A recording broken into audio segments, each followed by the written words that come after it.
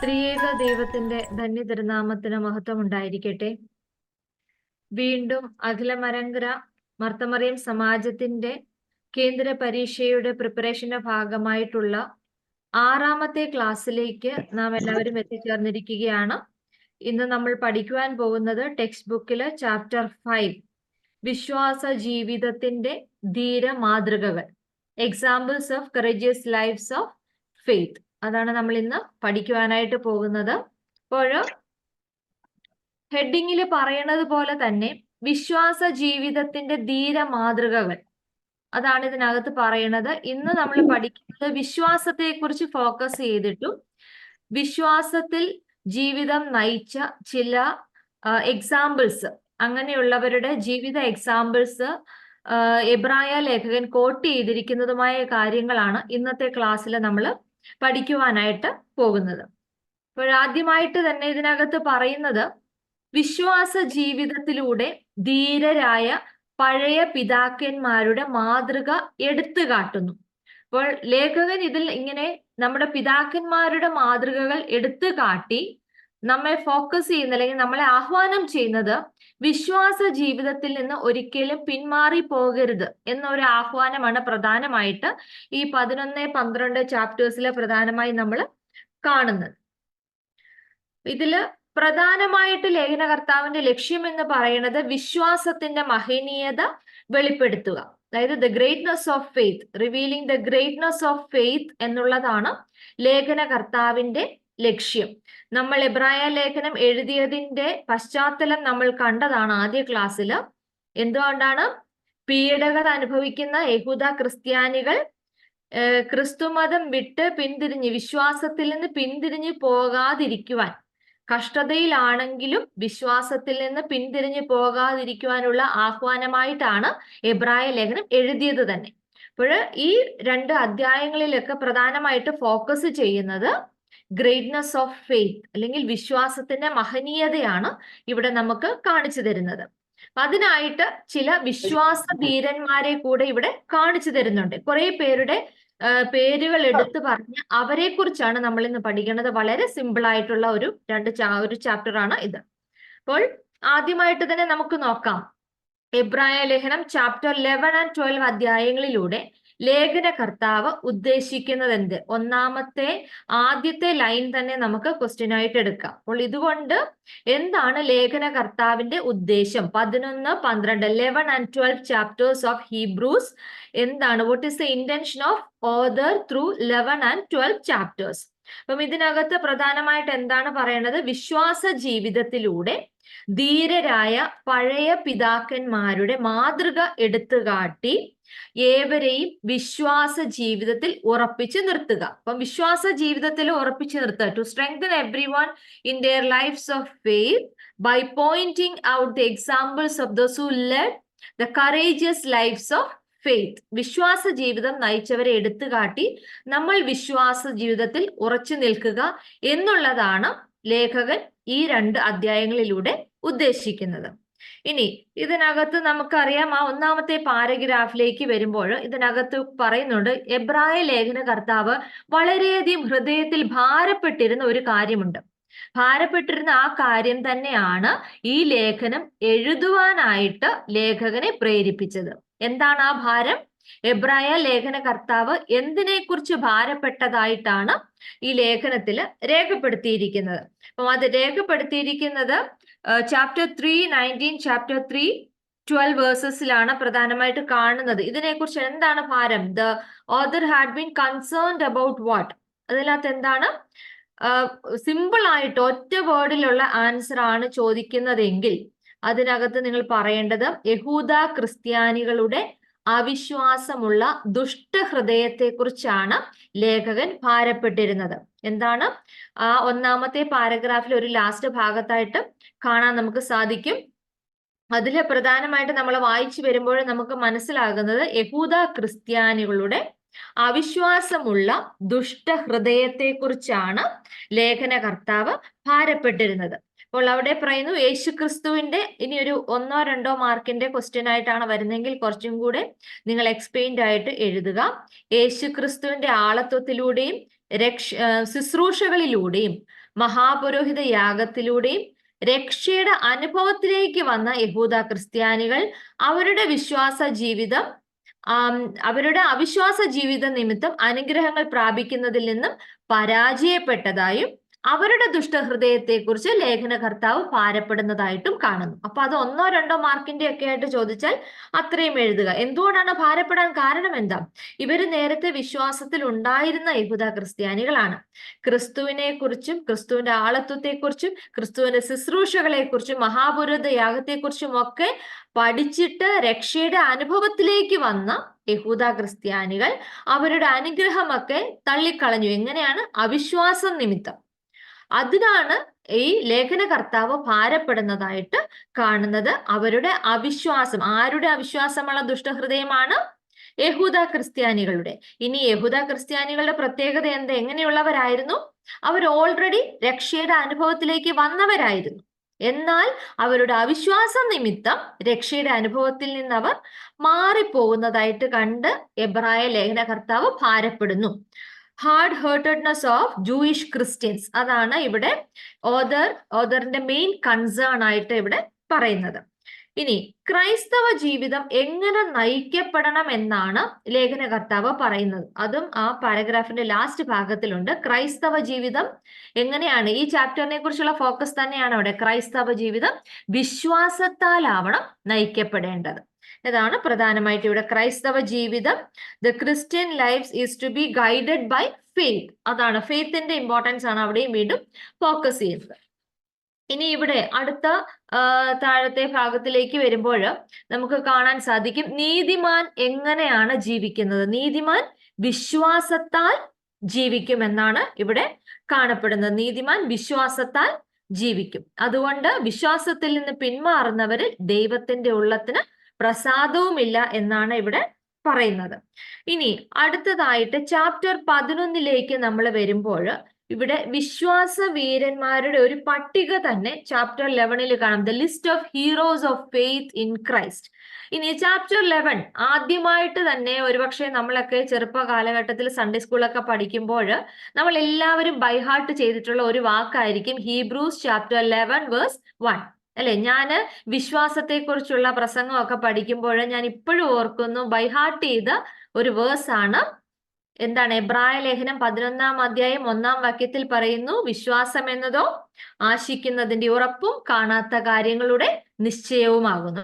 അല്ലെ? നമ്മൾക്കൊക്കെ അറിയാവുന്ന ഒരു കാര്യമാണ്. അപ്പം ഇവിടെ ഈ 11-ാമത്തെ അധ്യായം 1-ാം വാക്യത്തിലാണ് വിശ്വാസത്തിന്റെ ഒരു നിർവചനമാണ് പ്രധാനമായിട്ട് നൽകുന്നത്. ഇനി ഇവിടെ ചാപ്റ്റർ 11 ഒരു വിശ്വാസ വീരന്മാരുടെ പട്ടിക താഴേക്ക് നമ്മൾ നോക്കുമ്പോൾ നമുക്ക് കാണാനായിട്ട് സാധിക്കും. കുറെ വിശ്വാസ വീരന്മാർ, ഹീറോസ് ഓഫ് ഫെയ്ത്തിനെ കുറിച്ച് അവിടെ പറയുന്നുണ്ട്. പ്രധാനമായിട്ട് ഒരു ലിസ്റ്റ് ചെയ്ത് ആദ്യമേ തന്നെ ഞാൻ പറഞ്ഞാല് ഹാബേൽ, ഹാനോക്ക്, നോഹ, അബ്രഹാം ആൻഡ് സാര, ഇസഹാക്ക്, യൗസേപ്പ്, മോശ, രാഹാബ്, ഗിദയോൻ. ഇത്രയും പേരെ കുറിച്ച് മാത്രമേ ഉള്ളൂ ഇന്നത്തെ ക്ലാസ്. നമ്മൾ അത് ഓരോരുത്തരെ കുറിച്ച് ഒന്ന് ഡീറ്റെയിൽ ആയിട്ട് നോക്കുകയാണ്. ഇനി ചാപ്റ്റർ 12 എന്താണ് പറയുന്നത്? Chapter 12 verse 1. എന്താണ് ചാപ്റ്റർ 12 വേഴ്സ് 1ന്റെ പ്രത്യേകത? 1 and 2 നോക്കിയാൽ നമുക്കറിയാം എന്താ അതിന്റെ പ്രത്യേകത. എന്താ ചാപ്റ്റർ 12 1 and 2 ആർക്കെങ്കിലും പറയാൻ സാധിക്കുമോ? ചാപ്റ്റർ 12 അൺമ്യൂട്ട് ചെയ്തിട്ടൊന്ന് പറഞ്ഞോളൂ. ചാപ്റ്റർ 12 വേഴ്സ് 1 and 2ന്റെ പ്രത്യേകത എന്താ? പറഞ്ഞു, അൺമ്യൂട്ട് ചെയ്ത് പറഞ്ഞു. നമ്മുടെ ചിന്താവിഷയം അല്ലെ? നമ്മുടെ എക്സാമിന്റെ തീം അല്ലെ? അത് തന്നെയാണ്, ചിന്താവിഷയം തന്നെയാണ്. 12-ാം അധ്യായം 1-2 വാക്യങ്ങളാണ്. അപ്പം ഈ 12 ചാപ്റ്റർ വേഴ്സ് 1ന്റെ പ്രത്യേകത എന്ന് പറഞ്ഞാല് വിശ്വാസ ജീവിതത്തിനുള്ള ആഹ്വാനമാണ് ഈ ചാപ്റ്റർ 12 വേഴ്സ് 1 പറയാം. നമ്മൾ 11 ആദ്യം കണ്ടു, വിശ്വാസ വീരന്മാരുടെ പട്ടിക, കുറെ പേരുടെ ലിസ്റ്റ് വരുന്നു. പിന്നെ 12ലേക്ക് വരുമ്പോൾ വിശ്വാസ ജീവിതത്തിനുള്ള ആഹ്വാനം. അതാണ് നമ്മുടെ ചിന്താവിഷയമായിട്ട് വരുന്നത്. എന്താണ്? സകല ഭാരവും മുറുകെ പറ്റുന്ന പാപവും വിട്ട് നമുക്ക് മുൻപിൽ വെച്ചിരിക്കുന്ന ഓട്ടം സ്ഥിരതയോടെ ഓടുക, വിശ്വാസത്തിന്റെ നായകനും പൂർത്തി വരുത്തുന്നതിനുമായ യേശുവിനെ നോക്കുക. Look to Christ. അതാണ് നമ്മുടെ തീമായിട്ട് വരുന്നത്. ചാപ്റ്റർ വേഴ്സ് 2 ആയിട്ടാണ് പ്രധാനമായിട്ടും വരുന്നത്. യേശുവിനെ നോക്കുക. അപ്പൊ 1ഉം 2ഉം നോക്കിയാൽ നമ്മളുടെ തീമായിട്ട് വരുന്നതായിട്ട് നമുക്ക് കാണാം. അത് ആ സെക്കൻഡ് പാരഗ്രാഫിൽ ആദ്യത്തെ തുടക്കത്തിൽ ഇൻട്രൊഡക്ഷനിൽ തന്നെ സെക്കൻഡ് പാരഗ്രാഫിൽ പറയുന്നുണ്ട്. വിശ്വാസ ജീവിതം നയിക്കുവാനായിട്ട് വിശ്വാസികളെ ആഹ്വാനം ചെയ്യുന്നു. ഇനി അടുത്തതായിട്ട് നമ്മൾ ചാപ്റ്റർ 11 ആണ് ആദ്യം നമ്മൾ പഠിക്കാൻ പോകുന്നത്. ചാപ്റ്റർ 11ൽ എന്താണ്? വിശ്വാസത്തിന്റെ നിർവചനം, definition of faith. Chapter 11 verse 1, definition of faith ആണ് അവിടെ കാണുന്നത്. ഇനി ഇവിടെ ഈ ഫെയ്ത്തിലും ഒരുപക്ഷെ ഇന്ന് നമ്മൾ നോക്കിയാലും നമുക്കുള്ള ഫെയ്ത്തും യഥാർത്ഥമായിട്ട് നമുക്ക് വേണ്ടതായ ഒരു ഫെയ്ത്തും എന്താണെന്നാണ് ഇവിടെ കാണിച്ചു തരുന്നത്. വിശുദ്ധ വേദപുസ്തകം വെളിപ്പെടുത്തുന്ന വിശ്വാസം എന്ത്? അപ്പൊ വിശുദ്ധ വേദപുസ്തകം വെളിപ്പെടുത്തുന്ന വിശ്വാസത്തിന് നമ്മൾ ഇന്ന് കാണപ്പെടുന്ന സയന്റിഫിക് ആയിട്ടുള്ള ഡെഫിനിഷൻസോ അല്ലെങ്കിൽ അതിന്റെ ബാക്ക്ഗ്രൗണ്ടിലുള്ള കാര്യങ്ങളൊന്നും നമുക്ക് പറയാൻ പറ്റത്തില്ല. ഒരു അന്ധമായ ശുഭാപ്തി വിശ്വാസമായിരിക്കില്ല അത്. നമ്മൾ ചുമ്മാതെ ബ്ലൈൻഡ് ആയിട്ട് നമുക്ക് അങ്ങനെ ഒപ്റ്റിമിസ്റ്റിക് ആയിട്ടൊന്നും വിശ്വസിക്കാൻ പറ്റുന്നതല്ല നമ്മുടെ യഥാർത്ഥ വിശ്വാസം, ക്രൈസ്തവ വിശ്വാസം. അതുപോലെ യുക്തിരഹിതമായ നിഗമനങ്ങളിലൂടെയുള്ള വിശ്വാസമല്ല, വെറും ഉപദേശങ്ങളിലുള്ള വിശ്വാസമല്ല, ചില പ്രത്യേക അനുഭവങ്ങളിലൂടെയുള്ള വിശ്വാസവുമല്ല. അതിനർത്ഥം എന്താ? ചില പ്രത്യേക അനുഭവം എന്ന് പറഞ്ഞാൽ ഇന്ന് നമുക്ക് നോക്കിയാൽ നമുക്കറിയാം, ഒരു ക്രൈസ്തവ വിശ്വാസം എന്ന് പറഞ്ഞാൽ അതിന്റെ ഫോക്കസ് ചുരുങ്ങി ചുരുങ്ങി ചുരുങ്ങി എങ്ങനെയാ? ചില അനുഭവങ്ങൾ ഉണ്ടെങ്കിൽ നമ്മൾ വിശ്വസിക്കുന്നു, അല്ലെ? ചില അത്ഭുതങ്ങളും അടയാളങ്ങളും കണ്ടാൽ നമുക്ക് കുറെ കൂടെ കരിസ്മാറ്റിക് ഫെയ്ത്തിലേക്കാണ് നമ്മൾ പോകുന്നത്. എന്നാൽ വിശുദ്ധ വേദപുസ്തകം പഠിപ്പിക്കുന്നത് ഇങ്ങനെയുള്ള അനുഭവങ്ങളിലൂടെയൊക്കെ വരുന്ന വളരെ ചെറിയ ഫെയ്ത്ത് അല്ല യഥാർത്ഥമായിട്ടുള്ള ക്രിസ്തീയ വിശ്വാസം എന്ന് പറയുന്നത്. അത് വളരെ വലുതാണ്. നമുക്ക് ചില സമയങ്ങളിൽ നമുക്കത് മനസ്സിലാക്കാൻ പോലും പറ്റാത്ത തരത്തിലുള്ള വളരെ വലുതായ ഒരു അനുഭവമാണ് വിശുദ്ധ വേദപുസ്തകം വെളിപ്പെടുത്തുന്ന വിശ്വാസം. The faith revealed in the Bible. എന്താണ് അതിനകത്ത് പറയണത്? ഫെയ്ത്ത് റിവീൽഡ് ഇൻ ബൈബിളിനകത്ത് പറയുന്നു എന്താണ് യഥാർത്ഥ വിശ്വാസം. എന്താണ് യഥാർത്ഥ വിശ്വാസം? പേജ് നമ്പർ 32 ലാസ്റ്റ് ഭാഗത്തേക്ക് പറയുന്നു, യഥാർത്ഥ വിശ്വാസം എന്നുള്ളത് ദൈവവചനത്തിലൂടെ വെളിപ്പെട്ടിരിക്കുന്ന വാഗ്ദത്തങ്ങളിലുള്ള ഉറപ്പാണ്. വാഗ്ദത്തം ചെയ്തവൻ വിശ്വസ്തനാണ് എന്നുള്ള ഉറപ്പാണ് യഥാർത്ഥ വിശ്വാസം. എന്താണ്? വാഗ്ദത്തം ചെയ്തവൻ വിശ്വസ്തനാണ് എന്നുള്ള ഉറപ്പാണ് യഥാർത്ഥ വിശ്വാസം. അപ്പൊ ഇവിടെ ഒരു പ്രത്യാശ നിർഭരമായ ഒരു ഉറപ്പാണ് നമ്മൾക്ക് ഇവിടെ കാണുന്നത്, അല്ലെ? ഹീബ്രൂസ് ചാപ്റ്റർ 11 വേഴ്സ് 1 ആണ് നമുക്കിത് പറയുന്നത്. ദൈവം വാഗ്ദാനം ചെയ്തത് ഭാവിയിൽ നിർവഹിക്കുമെന്നുള്ള പ്രത്യാശ നിർഭരമായ ഉറപ്പാണിത്. ഇനി ഇവിടെ ഈ ഉറപ്പിനെ കുറിച്ച് നമുക്കൊന്ന് ഒരു ഡീപ്പായിട്ട് ഒരു അണ്ടർസ്റ്റാൻഡിങ് നമുക്ക് ആവശ്യമാണ്. അത് പരീക്ഷ എഴുതാനുള്ള ഫോക്കസ് അല്ല. നമ്മുടെ സാധാരണ ക്രൈസ്തവ ജീവിതത്തിൽ നമ്മൾ ഈ ഫോക്കസ് പഠിച്ചിരിക്കണം. എന്തായിരിക്കണം നമ്മുടെ വിശ്വാസം, ദൈവത്തിലുള്ള വിശ്വാസം. അതൊരിക്കലും ഒരു പ്രോസ്പെരിറ്റിയെ ബേസ്ഡ് ആയിട്ടുള്ളതായിരിക്കില്ല. ദൈവം തരുന്ന വാഗ്ദാനം എന്താ? ഒരു പ്രോസ്പെരിറ്റിയുടെ വാഗ്ദാനമല്ല. എന്നിൽ വിശ്വസിക്കുന്നവരെല്ലാവരും ഈ ഭൂമിയിൽ സുഖമായിട്ട് എല്ലാ സുഖത്തോടും സൗകര്യത്തോടും എല്ലാ ഹെൽത്ത് ആൻഡ് വെൽത്തോടും കൂടെ ജീവിക്കുമെന്നുള്ളതല്ല ദൈവം തന്നിരിക്കുന്ന വാഗ്ദാനം. എന്താണ് ദൈവം തന്നിരിക്കുന്ന വാഗ്ദാനം? എന്താ? രക്ഷയുടെ വാഗ്ദാനമാണ്, അല്ലെങ്കിൽ രക്ഷയുടെ പൂർണ്ണതയാണ് ദൈവം നമുക്ക് നൽകിയിരിക്കുന്ന വാഗ്ദാനം. അതൊരിക്കലും നമ്മുടെ പ്രോസ്പെരിറ്റി ബേസ്ഡ് അല്ല. അപ്പൊ പലപ്പോഴും നമ്മൾ പ്രാർത്ഥിക്കുമ്പോൾ, അല്ലെങ്കിൽ നമ്മുടെ വിശ്വാസം, അല്ലെ, നമ്മൾ പ്രാർത്ഥിക്കുന്ന ഒരു കാര്യം, നമുക്ക് എന്തെങ്കിലും ഒരു ബുദ്ധിമുട്ട് വന്നു, ആ ബുദ്ധിമുട്ടൊന്ന് മാറുവാനായിട്ട് നമ്മൾ പ്രാർത്ഥിച്ചു, അത് മാറിക്കഴിഞ്ഞാൽ നമ്മുടെ വിശ്വാസം വർദ്ധിക്കും, അല്ലെ? അത് മാറിയില്ലെങ്കിൽ നമ്മൾ വീണ്ടും നമ്മുടെ വിശ്വാസത്തിൽ നിന്ന് വ്യതിചലിച്ചു പോകുവാനായിട്ട് പലപ്പോഴും ഇടയാകുന്നു. എന്നാൽ വിശുദ്ധ വേദപുസ്തകം നമുക്ക് വെളിപ്പെടുത്തുന്നത് ഇതൊന്നുമല്ല. അതൊക്കെ നമ്മുടെ ഈ ലോക ജീവിതത്തിൽ നമുക്ക് ചില കഷ്ടതകള്, പ്രയാസങ്ങള് എല്ലാം നമുക്ക് വെച്ചിട്ടുണ്ട്.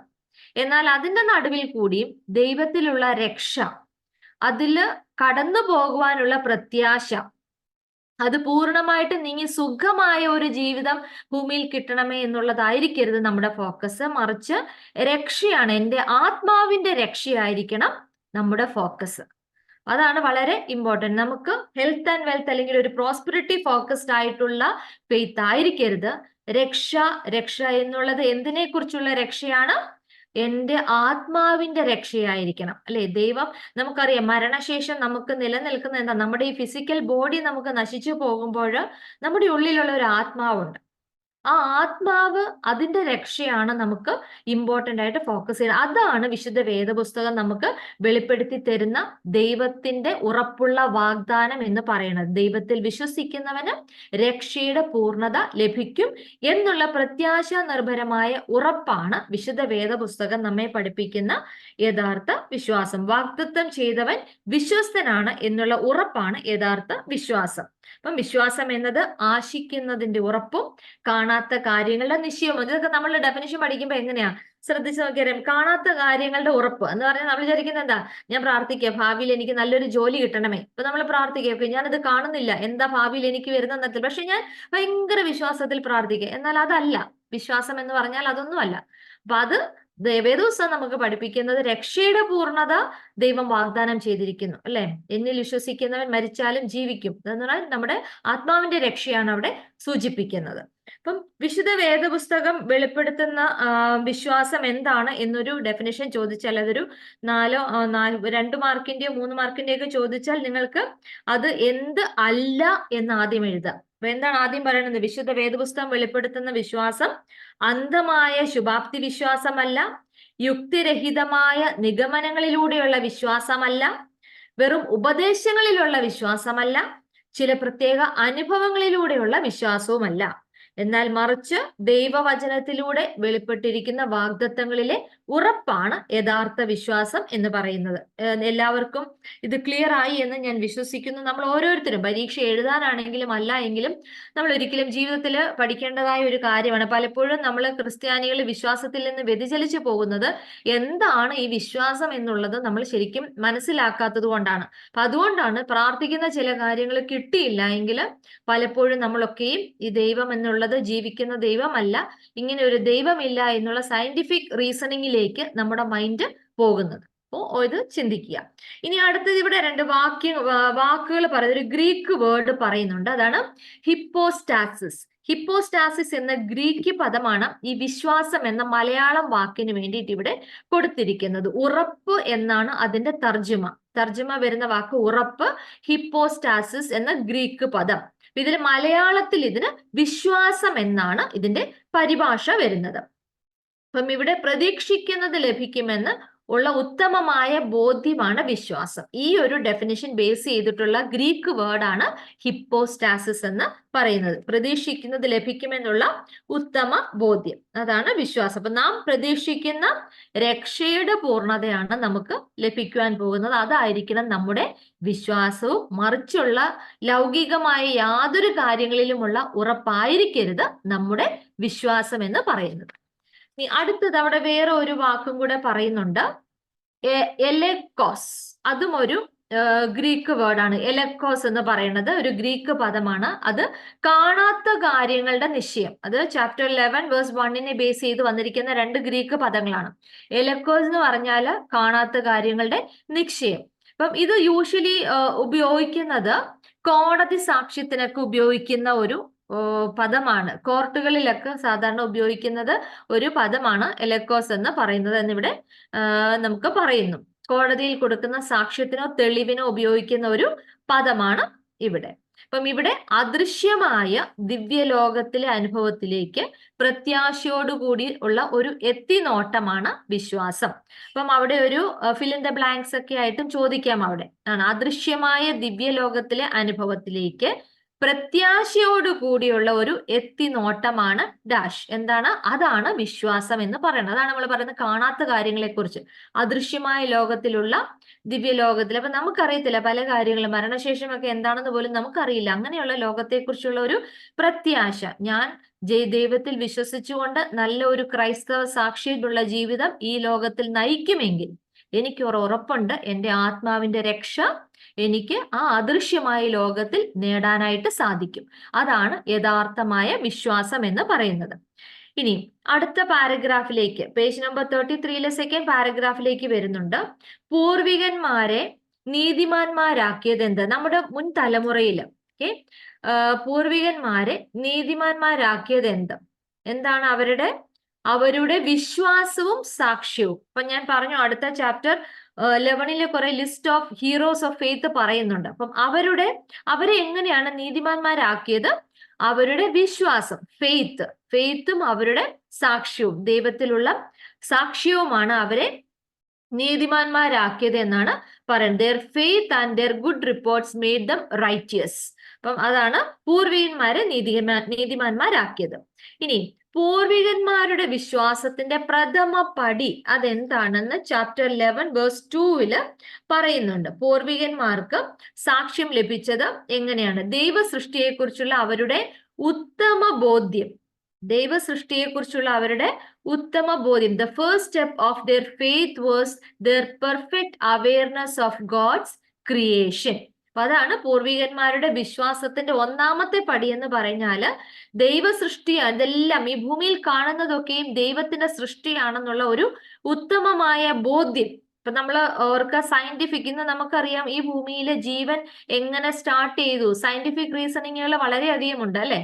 നമ്മൾ സയൻസ് നോക്കിക്കഴിഞ്ഞാൽ അതിന് പലതായിട്ടുള്ള സ്റ്റഡീസും അവർ അതിൻ്റെതായിട്ടുള്ള സയന്റിഫിക് റീസണിങ് പറയുന്നുണ്ട്. എന്നാൽ നമ്മുടെ പൂർവികരെ സംബന്ധിച്ചിടത്തോളം വിശുദ്ധ വേദപുസ്തകം അടിസ്ഥാനമാക്കിയുള്ള ദൈവ സൃഷ്ടിയെക്കുറിച്ചുള്ള അവരുടെ ഉത്തമമായ അവയർനെസ്, അതായിരുന്നു അവരുടെ വിശ്വാസത്തിന്റെ ഫസ്റ്റ് സ്റ്റെപ്പ് എന്ന് പറയുന്നത്. ഇനി നമ്മുടെ അടിസ്ഥാന വിശ്വാസമായിട്ട് ലേഖകൻ എടുത്തു കാട്ടുന്നത് എന്ത്? അപ്പം അതൊന്ന് ശ്രദ്ധിച്ച് പഠിക്കുക. അടിസ്ഥാന വിശ്വാസം, നമ്മുടെ അടിസ്ഥാന വിശ്വാസം എന്ത്? അപ്പൊ അടുത്ത ഒരു ക്വസ്റ്റ്യനും കൂടി, ഏറ്റവും ലാസ്റ്റ് ക്വസ്റ്റ്യനും കൂടെ ഒന്നുണ്ട്, നമ്മുടെ അടിസ്ഥാന പ്രമാണം എന്ത് എന്നും കൂടി ഉണ്ട്. അപ്പം ഇവിടെ നമ്മൾ പഠിക്കുന്നത് നമ്മുടെ അടിസ്ഥാന വിശ്വാസം എന്ത്. ഇനി അപ്പോൾ നമ്മൾ പഠിച്ചു വന്നത് എന്താണ് നമ്മുടെ അടിസ്ഥാന വിശ്വാസമായിട്ട് ലേഖകൻ എടുത്തു കാട്ടുന്നത്. സെക്കൻഡ് പാരഗ്രാഫിലെ ലാസ്റ്റ് സെന്റൻസ് ആണത്. നമ്മുടെ അടിസ്ഥാന വിശ്വാസം എന്തായിരിക്കണം? നമ്മുടെ അടിസ്ഥാന വിശ്വാസം എന്നുള്ളത്, ഈ പ്രപഞ്ചം എന്നുള്ളത് ദൈവത്തിന്റെ സൃഷ്ടിയാണ്. അവിടുന്ന് ഈ സൃഷ്ടിയെ മുഴുവൻ ദൈവം പരിപാലിക്കുന്നുണ്ട്. ശൂന്യതയിൽ നിന്ന് ദൈവവചനത്താൽ സകലവും സൃഷ്ടിക്കപ്പെട്ടു. വിശുദ്ധ യോഹന്നാൻ ശ്ലീഹയുടെ സുവിശേഷം 1-ാം അധ്യായം 1-ാം വാക്യത്തിൽ നമ്മൾ കാണുന്നുണ്ട്, ആദിയിൽ വചനമായിരുന്നു ഉണ്ടായിരുന്നത്. അപ്പം ഈ ദൈവവചനത്തിൽ നിന്നാണ് സകലതും. ഇപ്പം ദൈവം ജനസിസിൽ നമ്മൾ കാണുന്നുണ്ട്, ഉണ്ടാകട്ടെ എന്ന് പറഞ്ഞപ്പോഴാണ് ഉണ്ടായത്. അതാണ് ദൈവത്തിന്റെ വചനത്തിൽ നിന്നാണ് സകലതും സൃഷ്ടിക്കപ്പെട്ടത്. അപ്പോൾ അതാണ് നമ്മുടെ അടിസ്ഥാന വിശ്വാസമായിട്ട് എബ്രായ ലേഖകൻ എടുത്തു കാട്ടുന്നത്. പ്രപഞ്ചം ദൈവത്തിന്റെ സൃഷ്ടിയാണ്, അവിടുന്ന് സൃഷ്ടിയെ മുഴുവൻ പരിപാലിക്കുന്നു. ഇനി ഏറ്റവും ഇമ്പോർട്ടന്റ് ആയിട്ട് നമ്മൾ പഠിക്കേണ്ടത്, ശൂന്യതയിൽ നിന്ന് ദൈവവചനത്താലാണ് സകല സൃഷ്ടിയും ഉണ്ടായത്. ഇനി ഇതൊന്ന് നോട്ട് ചെയ്തോളൂ. അടിസ്ഥാന പ്രമാണം നമ്മൾ ഏറ്റവും ലാസ്റ്റ് പഠിക്കുവാൻ പോകുന്ന ചോദ്യമാണ്, അടിസ്ഥാന പ്രമാണം എന്താണെന്നുള്ളത്. ഓക്കെ, അപ്പൊ ഇവിടെ അതുകൂടെ ഒന്ന് ഒരുമിച്ച് ചേർത്ത് നിങ്ങൾ പഠിച്ചാൽ കുറച്ചും കൂടെ മനസ്സിലാവും. ഇനി അടുത്തതായിട്ട് ആത്മീയ ജീവിതത്തിൽ നമുക്ക് അടിസ്ഥാനമില്ലാത്ത ഒരു ഭൗതികവാദമുണ്ട് എന്ന് ഇവിടെ പറയുന്നു. അത് നമ്മുടെ ആത്മീയ ജീവിതത്തില് ആ ഒരു ഭൗതികവാദത്തിന് ഒരു യാതൊരു വിധമായ അടിസ്ഥാനവും ഇല്ല. അത് ഏതാണ് ആ ഭൗതികവാദം എന്ന് പറയുന്നത്? അടുത്ത പാരഗ്രാഫിലുണ്ട്. ഇന്ദ്രിയഗോചരമായ കാര്യങ്ങളിലും ശാസ്ത്രീയ പരീക്ഷണങ്ങളിലും കൂടി ബോധ്യമാകുന്നതിൽ മാത്രമേ വിശ്വസിക്കുകയുള്ളൂ എന്ന ഭൗതികവാദത്തിന് നമ്മുടെ ആത്മീയ ജീവിതത്തില് അടിസ്ഥാനം ഇല്ല.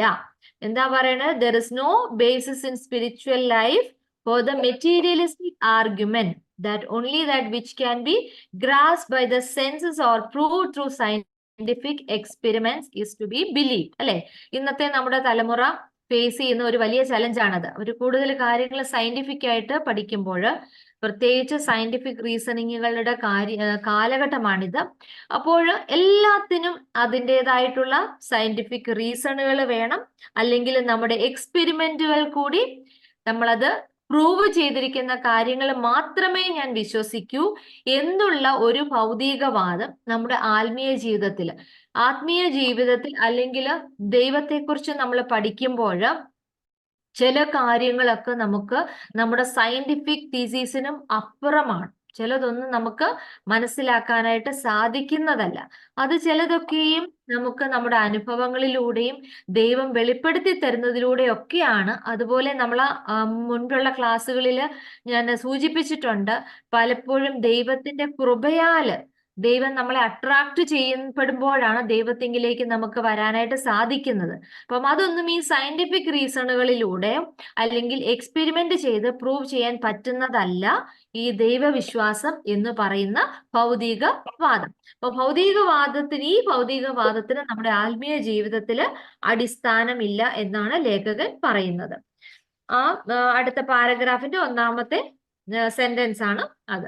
ഇനി ഒരു വിശ്വാസിക്ക് ആത്മീയ ജീവിത യാത്രയുടെ പടവുകൾ കയറുവാൻ സാധ്യമാകുന്നത് എങ്ങനെ എന്ന് യാഥാർത്ഥ്യം ലേഖകൻ വ്യക്തമാക്കുന്നത് എങ്ങനെയാണ് നമുക്ക് ആത്മീയ ജീവിത യാത്രയുടെ പടവുകൾ നമുക്ക് കയറുവാൻ സാധ്യമാകുന്നത്?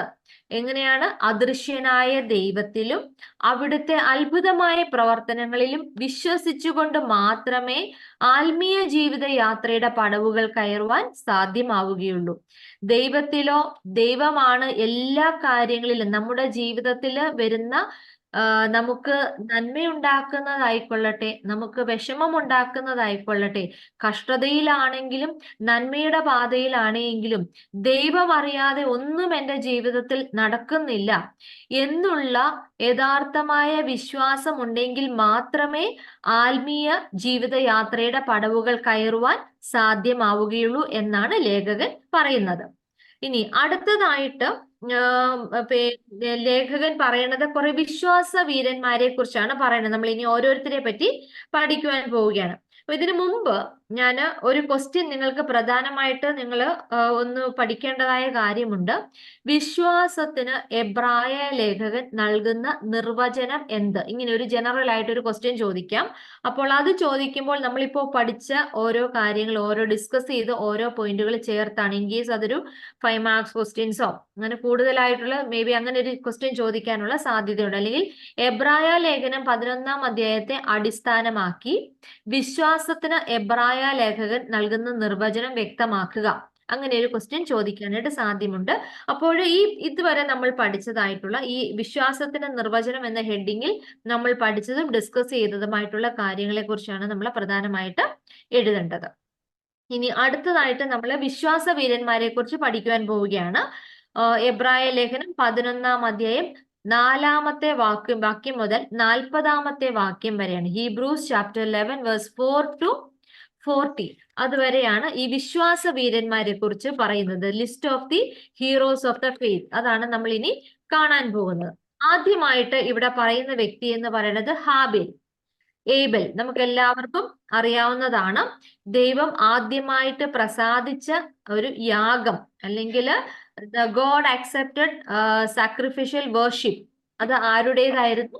ഏബലിൻ്റെതായിരുന്നു, അല്ലെങ്കിൽ ഹാബേലിൻ്റെതായിരുന്നു. അപ്പം എന്തുകൊണ്ടാണ് ദൈവം ഈ യാഗത്തില് പ്രസാദിക്കുവാനായിട്ട് കാരണം? എന്തുകൊണ്ടാണ്? വിശ്വാസത്താലായിരുന്നു ഹാബേൽ ഈ യാഗം അർപ്പിച്ചത്. അപ്പം വിശ്വാസത്താൽ ഹാബേൽ അർപ്പിച്ച യാഗത്തിലായിരുന്നു ദൈവം പ്രസാദിച്ചത്. അപ്പം ദൈവം പ്രസാദിച്ച ആദ്യത്തെ യാഗമാണ് ഹാബേലിന്റെ യാഗം എന്ന് പറയുന്നത്. ഇനി ദൈവം പ്രസാദിക്കുന്ന യാഗത്തിന് ഇപ്പൊ നമുക്കറിയാം, അത് വഴിപാടുകളുടെ ഏറ്റക്കുറച്ചിലുകൾ. ചിലര് കൂടുതലായിരിക്കും വഴിപാട് സമർപ്പിക്കുന്നത്, ചിലര് വളരെ കുറവായിരിക്കും സമർപ്പിക്കുക. എന്നാൽ ഇതിനപ്പുറമായിട്ട് നമ്മൾ കൊടുക്കുന്നതിന്റെ ക്വാണ്ടിറ്റിക്ക് അപ്പുറമായിട്ട് അത് അർപ്പിക്കുന്ന വ്യക്തിയുടെ ക്വാളിറ്റി, അതാണ് ഇമ്പോർട്ടന്റ്. അതാണ് ഇവിടെ കായേനും ഹാബേലും തമ്മിലുള്ള ഒരു വ്യത്യാസമായിട്ട് ഇവിടെ പറയുന്നത്. യാഗത്തിന് അർപ്പിക്കുന്ന വഴിപാടുകളുടെ ക്വാണ്ടിറ്റി അല്ല. നമ്മൾ എപ്പോഴും മനസ്സിലാക്കണം അല്ലെ. നമ്മൾ ഓർക്കും ചില വാദങ്ങൾ സമർപ്പിക്കാറുണ്ടല്ലേ, ഞാൻ ദേവാലയത്തിന് വേണ്ടി എന്തോരമാണ് ധനമാണ് സമർപ്പിച്ചിരിക്കുന്നത്, എന്നിട്ടും എനിക്ക് കഷ്ടത വരുന്നു അല്ലെ. അപ്പൊ അവിടെ കൃത്യമായിട്ട് ഇവിടെ എബ്രായ ലേഖകൻ വ്യക്തമാക്കുന്നു, നമ്മൾ സമർപ്പിക്കുന്ന വഴിപാടുകളുടെ ഏറ്റക്കുറച്ചിലുകൾ അതല്ല, ക്വാണ്ടിറ്റി അല്ല, മറിച്ച് ക്വാളിറ്റി ഓഫ് ദ പേഴ്സൺ, അർപ്പിക്കുന്ന വ്യക്തിയുടെ സ്വഭാവത്തിലുള്ള വ്യത്യാസം വളരെ പ്രസക്തമാണ് എന്ന് വ്യക്തമാക്കുക. ഇങ്ങനെ ഒരു ക്വസ്റ്റ്യനും ചോദിക്കാം. എങ്ങനെയാണ് അത് വ്യക്തമാക്കാൻ പറ്റുന്നത്? അപ്പം ഇവിടെ എക്സാമ്പിൾ ആയിട്ട് പറയുന്നത് കായേനിന്റേതും ഹാബേലിന്റേതുമായിട്ടുള്ള യാഗമാണ് ഇവിടെ എക്സാമ്പിൾ ആയിട്ട് പറയുന്നത്. അപ്പം കായേൻ എന്താണ് ചെയ്തത്? കായേൻ ദുഷ്ടനിൽ നിന്നുള്ളവൻ, അവന്റെ പ്രവൃത്തി ദോഷമുള്ളതും ആയിരുന്നു. അപ്പം 1 ജോൺ ചാപ്റ്റർ 3 വേഴ്സ് 12 അവിടെ റെഫറൻസ് ആയിട്ട് പറഞ്ഞിരിക്കുന്നത്. കായേൻ എങ്ങനെയുള്ളവനായിരുന്നു? ദുഷ്ടനായിരുന്നു, അതുപോലെ അവന്റെ പ്രവൃത്തി ദോഷത്തിൽ നിന്നുള്ളതുമായിരുന്നു. അതുകൊണ്ടാണ് അവൻ അവിടെ തന്റെ ഓഫറിങ്സ് ചെയ്തെങ്കിലും ദൈവത്തിന്റെ പ്രസാദം ലഭിക്കുവാൻ ഇടയായില്ല. Quality of the person, not the quantity of your offering, അതാണ് ഇവിടെ പറയുന്നത്. എന്നാൽ ഹാബേൽ എങ്ങനെയുള്ളവനായിരുന്നു? വിശുദ്ധ മത്തായി ശ്ലീഹായുടെ സുവിശേഷം 23-35 പറയുന്നുണ്ട് ഹാബേൽ എങ്ങനെയുള്ളവനായിരുന്നു. ഹാബേലിന്റെ പ്രവൃത്തി നീതിയുള്ളതായിരുന്നു. The work of Abel were righteous and he was just. Okay, അവന് നീതിമാനായിരുന്നു, അവന്റെ പ്രവൃത്തികൾ നീതിയുള്ളതുമായിരുന്നു. അതുകൊണ്ടാണ് ദൈവം അവന്റെ യാഗത്തിൽ പ്രസാദിച്ചത്. അപ്പൊ ഇങ്ങനെ ഒരു ക്വസ്റ്റ്യൻ ചോദിക്കാം. ദൈവം പ്രസാദിക്കുന്ന യാഗത്തിന് വഴിപാടുകളുടെ ഏറ്റക്കുറച്ചിലുകൾക്കപ്പുറമായിട്ട് അവ അർപ്പിക്കുന്ന വ്യക്തിയുടെ സ്വഭാവത്തിലുള്ള വ്യത്യാസം പ്രസക്തമാണ് എന്ന് വ്യക്തമാക്കുക. അല്ലെങ്കിൽ ദൈവം പ്രസാദിക്കുന്നത് അത് അർപ്പിക്കുന്ന വ്യക്തിയുടെ സ്വഭാവത്തെ ബേസ് ചെയ്താണ്. അപ്പം എപ്പോഴും നമ്മളും ഓർക്കുക, നമ്മുടെ ജീവിതത്തിലും നമ്മൾ വളരെയധികം കാര്യങ്ങളൊക്കെ സമർപ്പിക്കുന്നു, വഴിപാടുകൾ സമർപ്പിക്കുന്നു. അപ്പൊ നമ്മൾ ഒരിക്കലും അഹങ്കരിക്കുവാനോ പറയുവാനോ പോകരുത്, ഞാൻ വളരെയധികം സമർപ്പിച്ചു, ദൈവം എന്നിൽ പ്രസാദിക്കുന്നില്ല, ഒന്നും കൊടുക്കാത്തവനില് വളരെയധികം പ്രസാദിക്കുന്നു എന്ന് പറയരുത്. എന്തുകൊണ്ടായിരിക്കാം? ഒരുപക്ഷെ നമ്മുടെ ക്വാണ്ടിറ്റി ആയിരിക്കാം കൂടുതൽ, പക്ഷേ നമ്മുടെ ഹൃദയം, നമ്മുടെ quality of the person may be ദൈവത്തിന്റെ മുന്നിൽ പ്രസാദമായിരിക്കുകയില്ല. ഇവിടെ ഹാബേലിന്റെ യാഗം ദൈവം സ്വീകരിക്കുവാൻ കാരണം എന്ത്? ഒരു 3 കാര്യങ്ങൾ, ഹാബേലിനെ കുറിച്ചുള്ള 3 പേഴ്സണാലിറ്റി ട്രേറ്റ്സ് ആണ് ദൈവം പ്ലീസ് ചെയ്തിട്ടുള്ളതെന്നാണ് ഇവിടെ കാണുന്നത്. അവിടെ ഒന്നാമതായിട്ട് പറയുന്നത് ഹൃദയ നൈർമല്യം, പ്യൂരിറ്റി ഓഫ് ഹാർട്ട്. ഓക്കെ, ഹാബേൽ എങ്ങനെയുള്ളവനായിരുന്നു? ഹൃദയ നൈർമല്യം ഉള്ളവനായിരുന്നു. അതുപോലെ തന്നെ വിശ്വാസം, ഹാബേലിന്റെ വിശ്വാസം, ഫെയ്ത്ത് ഓഫ് ഏബൽ. ഇനി അടുത്തത് ദൈവഭക്തി, ദൈവത്തെക്കുറിച്ചുള്ള ഫിയർ ഓഫ് ഗോഡ്, ദൈവഭക്തിയെക്കുറിച്ചുള്ള ക്വാളിറ്റി ആയിരുന്നു. ഈ 3 ക്വാളിറ്റീസ് ആണ് ഹാബേലിന്റെ പേഴ്സണാലിറ്റിയിൽ ദൈവം പ്ലീസ് ആകാനായിട്ടുള്ള കാരണം. ഹൃദയ നൈർമല്യം, വിശ്വാസം, ദൈവഭക്തി. ഇവിടെ പറയുന്നുണ്ട് ഹാബേൽ ദൈവഭക്തനും കായേൻ എന്നാൽ എങ്ങനെയുള്ളവനായിരുന്നു?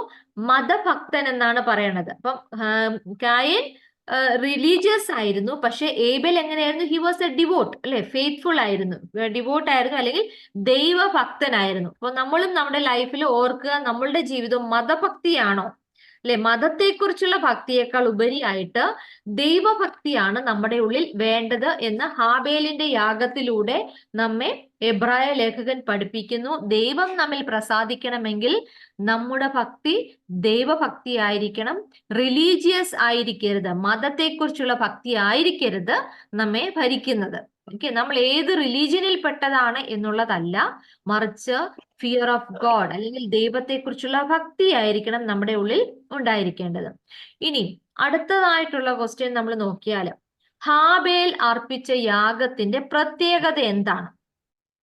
ഹാബേൽ അർപ്പിച്ച യാഗത്തിന്റെ പ്രത്യേകതയായിട്ട് പറയുന്നത്, ഹാബേലിന്റെ യാഗം ക്രിസ്തുവിന്റെ ക്രൂശു മരണത്തിന്റെ നിഴലായ യാഗം എന്നാണ് പറയുന്നത്. ക്രിസ്തുവിന്റെ ക്രൂശു മരണത്തിന്റെ നിഴലായിരുന്നു. The sacrifice of Abel was a prefigure of Christ death on cross.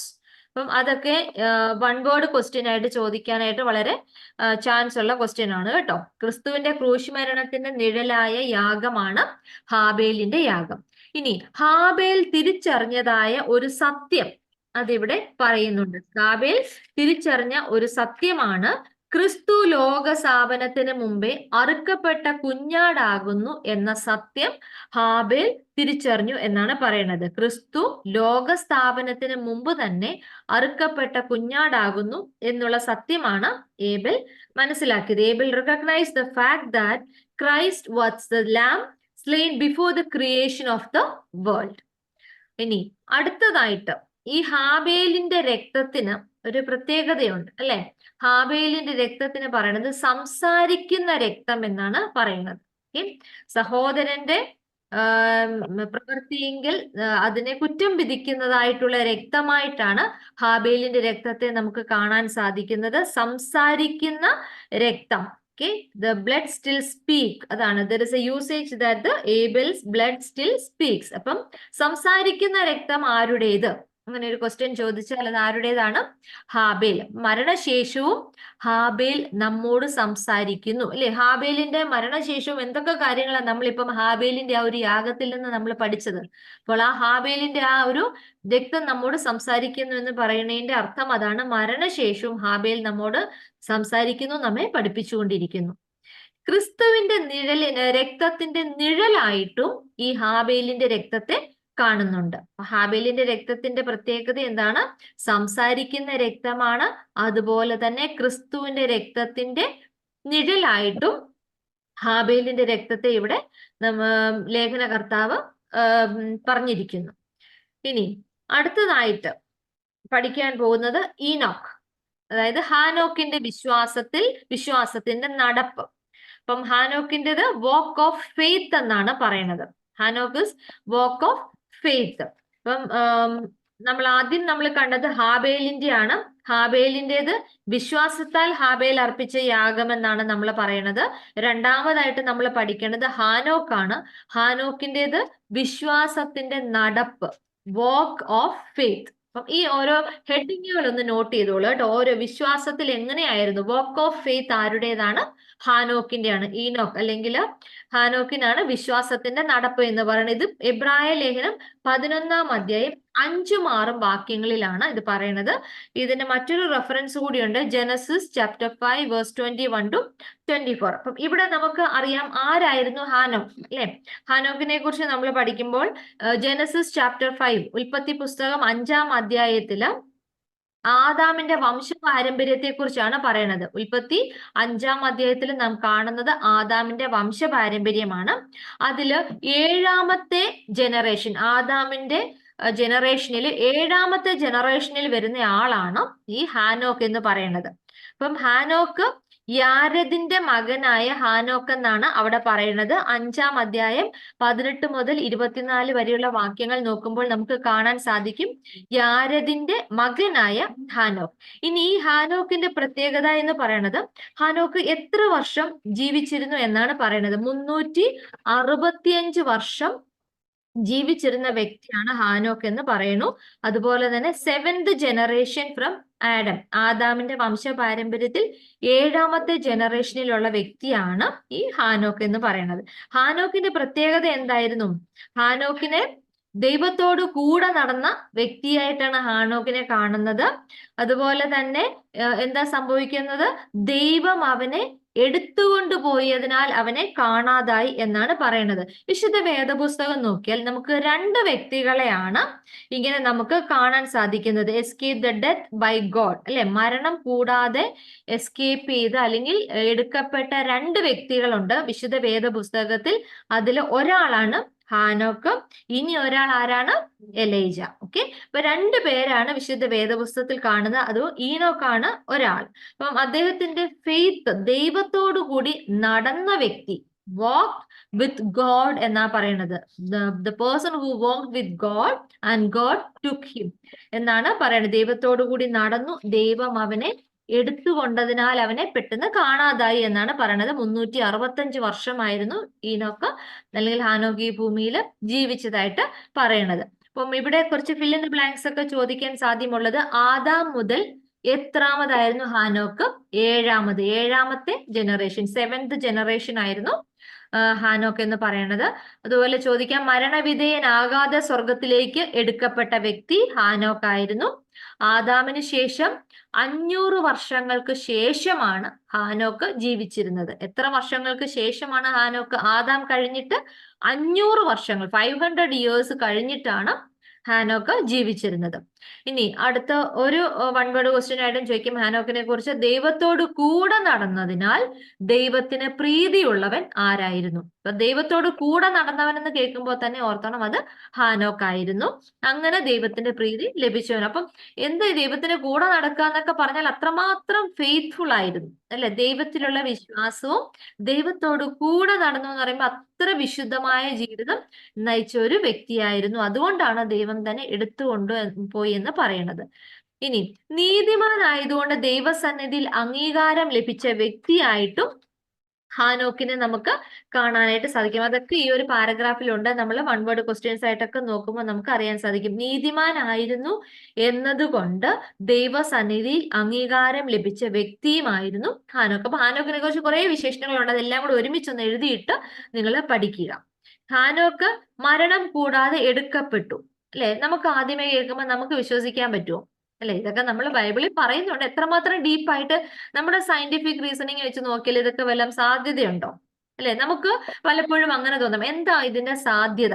അല്ലെ, possibilities were taken without having to undergo faith. അല്ലെ, ഡെത്ത് ഇല്ലാതെ എടുക്കപ്പെടുക, മരണം കൂടാതെ എടുക്കപ്പെട്ടു. ഇതിന്റെ സാധ്യത ഫിലിപ്പിയോ ചാപ്റ്റർ 3 വേഴ്സ് 21 പറയുന്നത്. അവിടെ റെഫറൻസ് പറയുന്നത് ഫിലിപ്പിയോ ചാപ്റ്റർ 3 വേഴ്സ് 21. അപ്പം അവിടെ പറയുന്നത് നമ്മുടെ താഴ്ചയുള്ള ശരീരത്തെ തന്റെ മഹത്വമുള്ള ശരീരത്തോട് അനുരൂപപ്പെടുത്തുന്ന ദൈവം. അപ്പം അവിടെ എന്താ പറയുന്നത്? God who transforms our lovely bodies to become like his glorious body. ഇവിടെ ഹാനോക്കിനെ ഒരു ഷാഡോ ആയിട്ടും കൂടെ പറയുന്നുണ്ട്. The shadow of the transfiguration of the faithful. അല്ലെ, വിശ്വാസികൾക്ക് സംഭവിക്കുന്ന രൂപാന്തരം, ട്രാൻസ്ഫിഗറേഷൻ ഓഫ് ദി ഫെയ്ത്ത്ഫുൾ.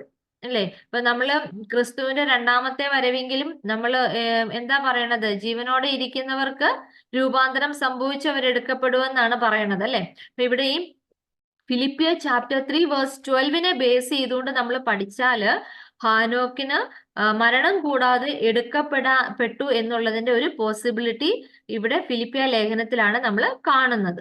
ക്രിസ്തുവിന്റെ മഹത്വത്തോട് അല്ലെങ്കിൽ മഹത്വമുള്ള ശരീരത്തോട് നമ്മെ അനുരൂപപ്പെടുത്തുന്നവനായ ദൈവമാണ് ഇവിടെ നമുക്ക് കാണാനായിട്ട് സാധിക്കുന്നത്. ദൈവത്തിന് അതിനുള്ള സാധ്യതയുണ്ട് എന്നാണ് ഇവിടെ കാണുന്നത്. ഇനി വിശ്വാസികളുടെ രൂപാന്തരത്തിന്റെ നിഴൽ, അതാണ് നമ്മളിപ്പോ പറഞ്ഞത്, the transfiguration of the faithful. അതാരാണ്? അതും ഹാനോക്കിനെയാണ് പറയുന്നത്. വിശ്വാസികളുടെ രൂപാന്തരത്തിന്റെ നിഴൽ, ഒരു വിശ്വാസിക്ക് സംഭവിക്കാവുന്ന ട്രാൻസ്ഫിഗറേഷൻ. നമ്മുടെ ഫെയ്ത്ത് ഒക്കെ അത്രമാത്രം ഡീപ്ഫുൾ ആയിരിക്കണം കേട്ടോ. ദൈവത്തോട് നമ്മൾ കൂടെ നടക്കുന്ന വ്യക്തികളായെങ്കിൽ മാത്രമേ ഇങ്ങനെ ട്രാൻസ്ഫിഗറേഷൻ ഒക്കെ നടക്കാനായിട്ട് സാധ്യതയുള്ളൂ. നമുക്കൊന്നും അതിന്റെ ഒരു പോയിന്റ് പെർസെന്റേജ് പോലും പോസിബിലിറ്റീസ് ഒന്നും നമുക്ക് പലപ്പോഴും ഈ ലൗകിക ജീവിതത്തിലുള്ള നമുക്ക് സാധ്യമായെന്ന് വരികയില്ല. വിശ്വാസികളുടെ രൂപാന്തരത്തിന്റെ നിഴൽ, the shadow of the transfiguration of the faithful, അതാരാണ്? ഈനോക്ക് അഥവാ ഹാനോക്കാണ് പറയുന്നത്. ഇനി മരണം കൂടാതെയുള്ള ഹാനോക്കിന്റെ എടുക്കപ്പെടൽ എന്തിനെ സാദൃശീകരിക്കുന്നു? അപ്പം സഭയുടെ എടുക്കപ്പെടലിനെയാണ് അവിടെ സാദൃശ്യപ്പെടുത്തുന്നത്. അതും കൂടെ ഒന്ന് പഠിച്ചോളുക. മരണം കൂടാതെയുള്ള ഹാനോക്കിന്റെ എടുക്കപ്പെടൽ സഭയുടെ എടുക്കപ്പെടലിനെയും ഇത് സാദൃശ്യപ്പെടുത്തുന്നു. അപ്പോൾ ഒരു കാര്യം മാത്രമാണ് ഇവിടെ വീണ്ടും വീണ്ടും ഓർപ്പിക്കുന്നത്: വിശ്വാസം കൂടാതെ ദൈവത്തെ പ്രസാദിപ്പിക്കുവാനായിട്ട് സാധ്യമല്ല. അത് ഫിൽ ഇൻ ദി ബ്ലാങ്ക്സിലും ചോദിക്കാനായിട്ട് സാധ്യതയുണ്ട്. എന്താണ് നമുക്ക് ദൈവത്തെ പ്രസാദിപ്പിക്കുവാൻ വേണ്ടത്? എന്താണ്? നമുക്കുള്ള വിശ്വാസം. അപ്പം വിശ്വാസത്തിന്റെ ഇമ്പോർട്ടൻസ് ആണ് ആദ്യമേ തന്നെ ഞാൻ സൂചിപ്പിച്ചു. ഈ 2 ചാപ്റ്റേഴ്സിലും വിശ്വാസത്തെ കുറിച്ചുള്ള ഇമ്പോർട്ടൻസ് ആണ് പറയുന്നത്. അപ്പം ആദ്യം നമ്മൾ കണ്ടു ഹാബേലിന്റെ യാഗം അതെങ്ങനെയായിരുന്നു? വിശ്വാസത്തോടു കൂടിയുള്ള യാഗമായിരുന്നു ഹാബേൽ അർപ്പിച്ചത്. ക്വാണ്ടിറ്റി അല്ല, അതുപോലെ അദ്ദേഹത്തിന്റെ ക്വാളിറ്റി എന്ന് പറഞ്ഞാൽ ഫെയ്ത്ത്ഫുൾ ആയിരുന്നു, അല്ലെ, അല്ലെങ്കിൽ ദൈവഭക്തനായിരുന്നു. അപ്പം അതാണ് വളരെ ഇമ്പോർട്ടന്റ് ആയിട്ട് ആ ഫെയ്ത്ത് ആണ് കാണിച്ചത്. രണ്ടാമത് നമ്മളിപ്പോ പഠിക്കുന്നു ഈനോക്കും എങ്ങനെയായിരുന്നു? ദൈവത്തിലുള്ള വിശ്വാസം ഉണ്ടായിരുന്നു, ദൈവത്തോടു കൂടെ നടന്ന വ്യക്തിയായിരുന്നു. ഇനി അടുത്തതായിട്ട് ഇവിടെ ഒരു കാര്യം കൂടി പറഞ്ഞു. യാക്കോബ് ശ്ലീഹ പഠിപ്പിക്കുന്ന വിശ്വാസം എന്താണ്? അപ്പോൾ യാക്കോബ് ശ്ലീഹ നമ്മെ പഠിപ്പിക്കുന്ന വിശ്വാസം നമുക്കൊക്കെയും അറിയാം, നമ്മളൊക്കെ ബൈഹാർട്ട് ആയിട്ടുള്ള കാര്യമായിരിക്കാം അത്. യാക്കോബ് ശ്ലീഹ 2-ാം അധ്യായം 19-ാം വാക്യത്തിലും പറയുന്നുണ്ട്. എന്താണ്? ദൈവത്തെക്കുറിച്ചുള്ള അറിവ് മാത്രമല്ല വിശ്വാസം, പ്രത്യുത അവനെ അനുസരിക്കുന്ന ജീവിതമാണ് യഥാർത്ഥ വിശ്വാസം. വളരെ നല്ലൊരു ക്വസ്റ്റ്യൻ ആണ് കേട്ടോ. യാക്കോബ് ശ്ലീഹ നമ്മെ പഠിപ്പിക്കുന്ന യഥാർത്ഥ വിശ്വാസം. ഇപ്പം എബ്രായ ലേഖനകർത്താവ് നമ്മെ പഠിപ്പിക്കുന്ന വിശ്വാസത്തിന്റെ നിർവചനം നമ്മൾ പഠിച്ചതാണ്. ഇപ്പം ഇതിൽ ഒരു പോയിന്റ് കൂടെ പറയുന്നു. വിശുദ്ധ യാക്കോബ് ശ്ലീഹയുടെ സുവിശേഷം 2-ാം അധ്യായം 19-ാം വാക്യം. ഈ റെഫറൻസ് ഒന്ന് പഠിച്ചാൽ നല്ലതായിരിക്കും. അപ്പം യാക്കോബ് ശ്ലീഹ നൽകുന്ന യഥാർത്ഥ വിശ്വാസത്തിന്റെ പഠിപ്പിക്കൽ എന്താണ്? ദൈവത്തെക്കുറിച്ച് അറിവുണ്ടായിട്ട് മാത്രം പോരാ, വിശ്വാസം, പ്രത്യുത അവനെ അനുസരിക്കുന്ന ജീവിതം കൂടി ആവശ്യമാണ് എന്നാണ് ഇവിടെ പറയുന്നത്. Knowledge about God alone is not faith, instead it is living a life of obedience to him. അതാണ് യാക്കോബ് ശ്ലീഹ നമ്മെ പഠിപ്പിക്കുന്നത്. എന്താണ് യഥാർത്ഥ വിശ്വാസം? ഇനി അടുത്തത് മൂന്നാമത്തെ വ്യക്തിയിലേക്ക് നമ്മൾ പോവുകയാണ്. അത് നോഹയുടെ വിശ്വാസത്തിന്റെ വേല, നോഹാസ് ഡീഡ് ഓഫ് ഫെയ്ത്ത്. അപ്പം നമ്മൾ മുമ്പേ ഈനോക്കിൻ്റെത് കണ്ടത് വോക്ക് ഓഫ് ഫെയ്ത്ത് ആണെങ്കിൽ ഇവിടെ ഡീഡ് ഓഫ് ഫെയ്ത്ത് എന്ന് പറയുന്നത് നോഹയെ കുറിച്ചാണ്. കാരണം നമുക്കൊക്കെയും അറിയാം, നോഹയെ കുറിച്ച് നമ്മൾ കുഞ്ഞു കുട്ടികൾ മുതൽ ഓർക്കുമ്പോൾ, നോഹ എന്നുള്ള പേര് കേൾക്കുമ്പോൾ നമ്മൾ ഓർക്കുന്നത് പെട്ടകം പണിയുന്നതിനെ കുറിച്ചാണ്, അല്ലെ? അപ്പൊ നോഹയുടെ പ്രവൃത്തിയായിരുന്നു അവിടെ. പെട്ടകം എന്തുകൊണ്ടാണ് നോഹ പറഞ്ഞത്? നോഹയ്ക്ക് ജലപ്രളയത്തെ കുറിച്ചുള്ള ഒരു മുന്നറിയിപ്പ് ദൈവം നൽകി. എന്നാൽ അന്നത്തെ കാലത്ത് ഒരു കേട്ടുകേൾവി പോലുമുള്ള കാര്യമായിരുന്നില്ല ഈ പ്രളയം എന്ന് പറയുന്നത്. പക്ഷെ എന്നിരുന്നാലും ദൈവം അരുളപ്പാട് നൽകിയപ്പോൾ നോഹ എന്താ ചെയ്തത്? നോഹ അത് വിശ്വസിച്ചു, അല്ലെ? അപ്പൊ ദൈവം അങ്ങനെ ഒരു കാര്യം പറഞ്ഞപ്പോ ഇതുവരെ കണ്ടിട്ടും കേട്ടിട്ടും ഇല്ലാത്തൊരു കാര്യമാണ്. നോഹയ്ക്ക് ഇതെന്താണെന്ന് ഓർത്ത് വിശ്വസിക്കേണ്ട കാര്യമില്ല. പക്ഷേ നോഹ വിശ്വസിച്ച് എന്താണ് ചെയ്തത്? നോഹ വിശ്വാസത്തിന്റെ വേല ചെയ്തു. ആ വേല എന്താണ്? പെട്ടകം ഉണ്ടാക്കി എന്നുള്ള വേലയാണ് നോഹ ചെയ്തത്. പെട്ടകം പണിയാൻ തുടങ്ങി. അതാണ് നോഹയുടെ വിശ്വാസത്തിന്റെ വേല എന്ന് പറയുന്നത്. ഇനി ഇവിടെ നോഹയെ കുറിച്ച് നമ്മൾ നോക്കുമ്പോഴും കുറച്ച് വൺ വേർഡ് ക്വസ്റ്റ്യൻസ് നമുക്ക് കാണാനായിട്ട് സാധിക്കും. വിശുദ്ധ വേദ പുസ്തകത്തിൽ നീതിമാൻ എന്ന പദം ആദ്യം ഉപയോഗിക്കുന്നത് നോഹയെ കുറിച്ചാണ്. അപ്പം നോഹയെ കുറിച്ച് എന്താണ് പറയണത്? The word righteous. അപ്പം വിശുദ്ധ വേദപുസ്തകത്തിൽ ആദ്യമായിട്ട് ദ വേർഡ് റൈറ്റിയസ് എന്ന് ആരെ കുറിച്ചാണ് പറയണത്? നോയെ കുറിച്ചാണ് പറയുന്നത്. നീതിമാൻ എന്ന പദം ആദ്യമായിട്ട്. ഇല്ല എങ്കിൽ ഇങ്ങനെയും ചോദിക്കാം, വിശുദ്ധ വേദപുസ്തകത്തിൽ നോഹയ്ക്ക് നൽകിയിരിക്കുന്ന വിശേഷണം എന്താ? നീതിമാൻ അല്ലെങ്കിൽ റൈറ്റിയസ്. അതാണ് നോഹയ്ക്ക് വിശുദ്ധ വേദപുസ്തകം നൽകിയിരിക്കുന്ന വിശേഷണം എന്ന് പറയുന്നത്. ഇനി അടുത്തതായിട്ട് നമ്മൾ നോഹയെ കുറിച്ച് നമ്മൾ പറഞ്ഞു. നോഹയെന്ന് കേൾക്കുമ്പോൾ നമുക്ക് ആദ്യമായി വരുന്ന നോഹയുടെ പെട്ടകത്തെ കുറിച്ചാണ്, അല്ലെ?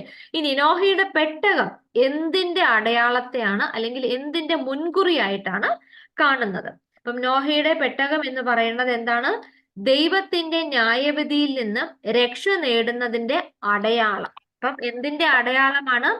ദൈവത്തിന്റെ ന്യായവിധിയിൽ നിന്ന് രക്ഷ നേടുന്നതിന്റെ അടയാളമായിട്ടാണ് നോഹയുടെ പെട്ടകം. ഇനി ഇത് എന്തിന്റെ മുൻകുറിയാണ്? ക്രിസ്തുവിന്റെ മുൻകുറിയാണ് നോഹയുടെ പെട്ടകം, അല്ലെ? അപ്പം ക്രിസ്തു, അവിടെ ആ പെട്ടകത്തിന്റെ ആ ഒരു ഇത് കാണിക്കുന്ന ക്രിസ്തുവിനെയാണ്. നമുക്ക് പെട്ടെന്ന് ഒരു രക്ഷ, നമുക്കൊക്കെയും ഈ മാനവജാതിക്കുള്ള രക്ഷ എവിടെ നിന്നാണ്? അതാണ് നമുക്ക് ദൈവം തന്ന ഒരു പ്രത്യാശയാണ് ക്രിസ്തു എന്ന് പറയുന്നത്. അപ്പം ആ ക്രിസ്തുവിന്റെ മുൻകുറിയായിട്ടുമാണ് നോഹയുടെ പെട്ടകത്തെ നാം കാണാനായിട്ട് സാധിക്കുന്നത്. അപ്പം the arc that Noah made is the sign of salvation from the judgment of God and it is the advanced representation of Christ.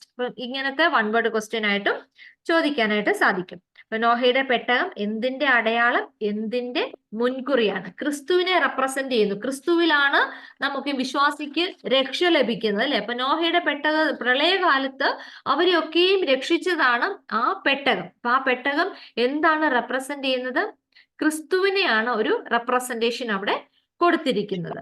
ഇനി അടുത്തതായിട്ട് അബ്രഹാമും സാറായും. അടുത്തതായിട്ട് നമുക്ക് പഠിക്കുവാനുള്ളത്, നാലാമതായിട്ട് നമ്മൾ പഠിക്കാൻ പോകുന്നത് അബ്രഹാം ആൻഡ് സാറ.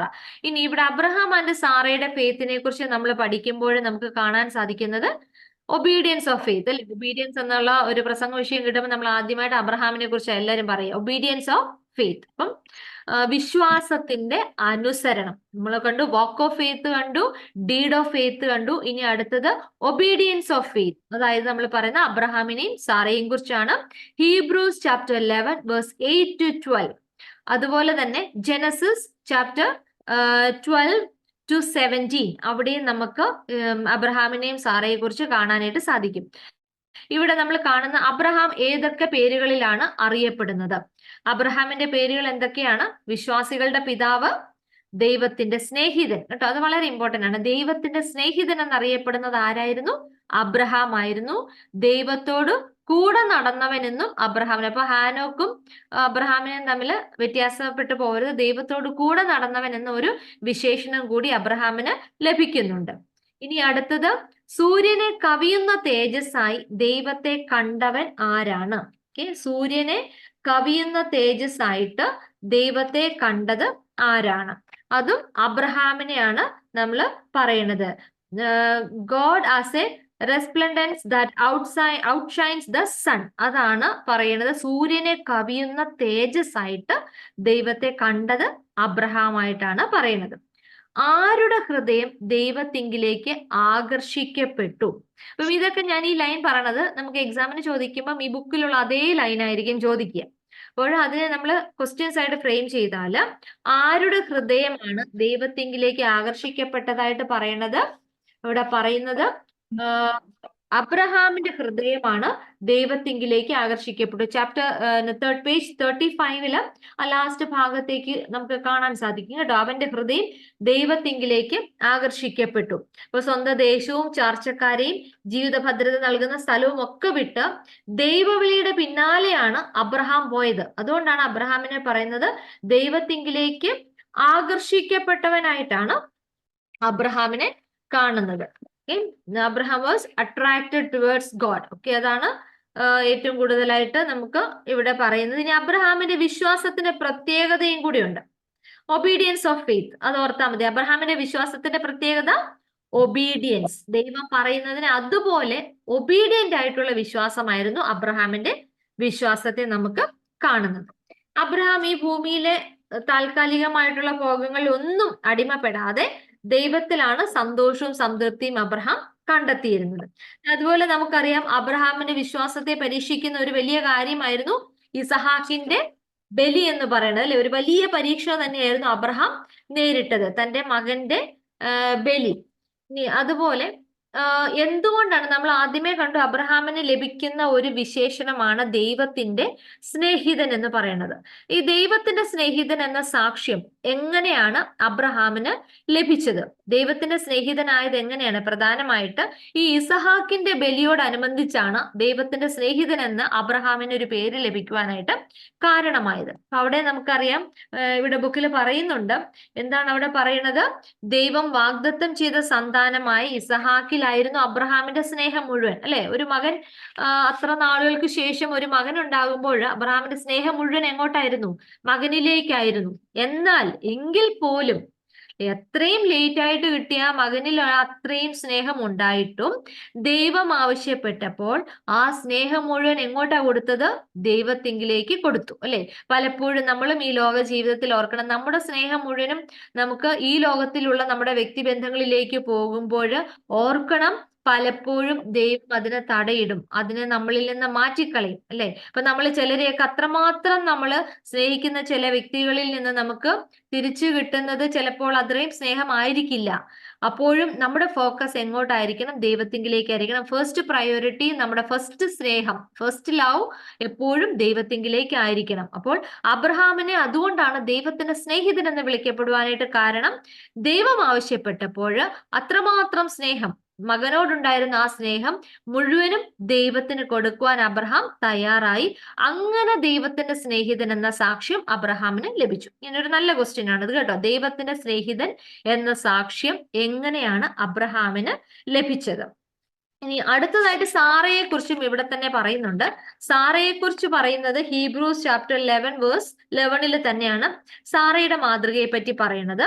അബ്രഹാമിന്റെ വിശ്വാസത്തില് പങ്കുചേരുന്ന ഒരു സാറയായിട്ടാണ് നമുക്കിവിടെ കാണാനായിട്ട് സാധിക്കും. അപ്പൊ ഇവിടെ ഈ വിശ്വാസ ജീവിതത്തില് ഒരു നല്ല എക്സാമ്പിൾ ആണ് ഈ കപ്പിൾസ്, അല്ലെ? നമ്മൾ രണ്ടുപേരും, ഭാര്യയും ഭർത്താവും തമ്മിൽ സാറയുടെ പ്രത്യേകത എന്താണെന്നും ഇവിടെ പറയുന്നുണ്ട്. സാറയുടെ വിശ്വാസത്തിന്റെ പ്രത്യേകത, സാറയുടെ വിശ്വാസത്തില് അബ്രഹാമിനോട് പങ്കു ചേർന്നുകൊണ്ട് അബ്രഹാമിനെ അനുസരിച്ചു, അല്ലെ? അബ്രഹാമിന്റെ വിശ്വാസത്തില് സാറ പങ്കുചേർന്ന് അബ്രഹാമിനെ അനുസരിച്ചിരുന്ന ഒരു ഭാര്യയായിട്ടാണ് സാറയെ കാണാനായിട്ട് സാധിക്കുന്നത്. അതാണ് സാറയുടെ പ്രത്യേകത. അപ്പൊ നിങ്ങൾ അവിടെ സാറയുടെ മാതൃക അവിടെ ആ പാരഗ്രാഫിൽ തന്നെ പ്രത്യേകമായിട്ട് പറയുന്നുണ്ട്. ഓക്കെ, അവിടെ സാറ വിശ്വാസത്തിൽ അബ്രഹാമിനോട് പങ്കുചേർന്ന് അബ്രഹാമിനെ അവൾ അനുസരിച്ചു. അതാണ് സാറയുടെ സ്പെഷ്യാലിറ്റി ആയിട്ട് അവിടെ പറയുന്നത്.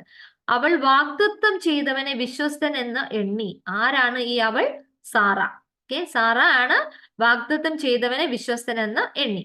ഇനി ഇവിടെ ആ പാരഗ്രാഫിന്റെ, സാറയെ കുറിച്ച് പറയുന്ന പാരഗ്രാഫിന്റെ അവസാനത്തെ വാക്കില് 90 വയസ്സുള്ള സാറ ചിരിച്ചത്, അല്ലെ? സാറയുടെ ഈ ചിരിയെ പറ്റി നമ്മളൊക്കെയും കേട്ടിട്ടുണ്ടാവാം.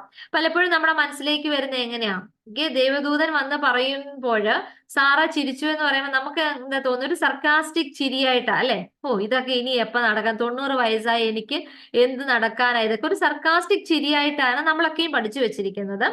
എന്നാൽ ഇവിടെ പറയുന്നുണ്ട്, ഈ 90 വയസ്സുള്ള സാറയുടെ ചിരി ഒരു വിശ്വാസത്തിന്റെ ഉറപ്പുകൊണ്ടുള്ള സന്തോഷത്തിന്റെ ചിരിയായിട്ടും ഇതിനെ കാണുന്ന അഭിപ്രായം പറയുന്നവർ ഉണ്ട് എന്നാണ് പറയുന്നത്. അപ്പൊ രണ്ടു തരത്തിൽ നമുക്കിതിനെ കാണാം. ഒരു സർക്കാസ്റ്റിക് ആയിട്ട് കാണാം, അതല്ല മറിച്ച് 90 വയസ്സുള്ള സാറ ചിരിച്ചത് അത് വിശ്വാസത്തിന്റെ ഉറപ്പുകൊണ്ടുള്ള സന്തോഷത്തിന്റെ ചിരിയായിട്ടും അതിനെ കാണാനായിട്ട്, പോസിറ്റീവായിട്ട് നമ്മൾ കാണുന്നവരാണെങ്കിൽ നമുക്ക് അങ്ങനെ അത് കാണാനായിട്ട് സാധിക്കും. സാറ ചിരിച്ചത് അത് സന്തോഷത്തിൽ, വിശ്വാസത്തില്, സന്തോഷത്തിലാണ് സാറ അത് ചിരിച്ചത് എന്ന് പറയാനായിട്ട് സാധിക്കും.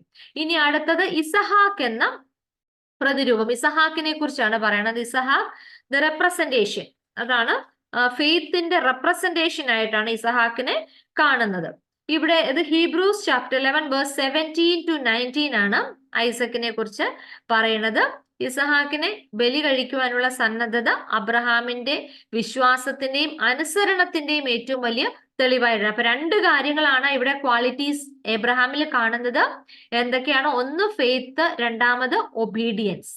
ഇനി ഇവിടെ ഇസഹാക്കിന്റെ ഈ ബലിയെ കുറിച്ച് ഒന്ന് രണ്ട് കാര്യങ്ങളുണ്ട്. ഇസഹാക്കിന്റെ ബലി ക്രിസ്തുവിന്റെ ബലിയുടെ പ്രതിരൂപമായിരുന്നു എന്നാണ് പറയുന്നത്. ഇസഹാക്കിന്റെ ബലി എന്താണ്? ക്രിസ്തുവിന്റെ ബലിയുടെ പ്രതിരൂപം ആയിരുന്നു. The sacrifice of Isaac was A representation of the sacrifice of Christ, അല്ലെ? ക്രിസ്തു ഏകജാതനായി, ദൈവത്തിന്റെ ഏകജാതനായ ക്രിസ്തു കാൽവറിയിൽ ബലി കഴിക്കപ്പെട്ടു. അപ്പം അതിനോടൊരു റെപ്രസെന്റേഷൻ ആയിട്ടാണ് പഴയ നിയമത്തില് നാം കാണുന്ന ഇസഹാക്കിന്റെ ബലിയെ കാണിച്ചിരിക്കുന്നത്. ഇസഹാക്കിന്റെ ബലി എന്താണ്? ക്രിസ്തുവിന്റെ ബലിയുടെ പ്രതിരൂപം, representation of the sacrifice of Christ. അതുപോലെ ക്രിസ്തുവിന്റെ മരണത്തെ ജയിച്ച പുനരുദ്ധാനത്തിന്റെ പ്രതിരൂപമായിട്ടും ഇതിനെ കാണുന്നുണ്ട്. ക്രിസ്തുവിന്റെ മരണത്തെ ജയിച്ച പുനരുദ്ധാനം, റിസറക്ഷൻ ഓഫ് ക്രൈസ്റ്റിന്റെ റെപ്രസെന്റേഷൻ ആയിട്ടാണ് മരണത്തിൽ നിന്നും ഇസഹാക്കിനെ അബ്രഹാമിന് തിരിച്ചു കിട്ടിയത് കാണുന്നത്. അപ്പം അബ്രഹാമിന്റെ ബലി എന്നുള്ളത് ക്രിസ്തുവിന്റെ ബലിയായിട്ട് റെപ്രസെന്റ് ചെയ്യുന്നു. ഇസഹാക്കിനെ തിരിച്ചു കിട്ടിയത്, അല്ലെ? ദൈവം പറഞ്ഞു, നീ ബാലന്റെ മേൽ കൈവെക്കരുത് എന്ന് പറഞ്ഞ ഇസഹാക്കിനെ തിരിച്ച് അബ്രഹാമിന് ലഭിച്ചത് എന്തിന്റെ റെപ്രസെന്റേഷൻ ആണ്? അത് ക്രിസ്തു മരണത്തെ ജയിച്ച പുനരുദ്ധാനത്തിന്റെ, അതായത് it's the reflection of the Christ time for the death and his resurrection. അപ്പം ആ 2-3 ക്വസ്റ്റ്യനും കൂടെ അവിടെ ഒന്ന് ഓർത്തോളുക. ഇനി അടുത്തതായിട്ട് the experiences of the heroes of faith who follow, ശേഷം വിശ്വാസ വീരന്മാരുടെ അനുഭവങ്ങൾ എന്ന് പറഞ്ഞിട്ട് കുറച്ചു പേരുടെ കാര്യങ്ങളും കൂടെ അവിടെ പറയുന്നുണ്ട്. അപ്പം അവിടെ നമുക്ക് ആദ്യമായിട്ട് കാണാൻ സാധിക്കുന്നത് മരണത്തെ ജയിക്കുന്ന ഒരു വിശ്വാസമായിട്ടാണ് ഇവിടെ കാണുന്നത്. ഇസഹാക്ക് വിശ്വാസത്താൽ മക്കളെ അനുഗ്രഹിച്ചു എന്ന് പറയുന്നത് ഇസഹാക്കിനെ കുറിച്ചാണ് ഇവിടെ പറയുന്നത്.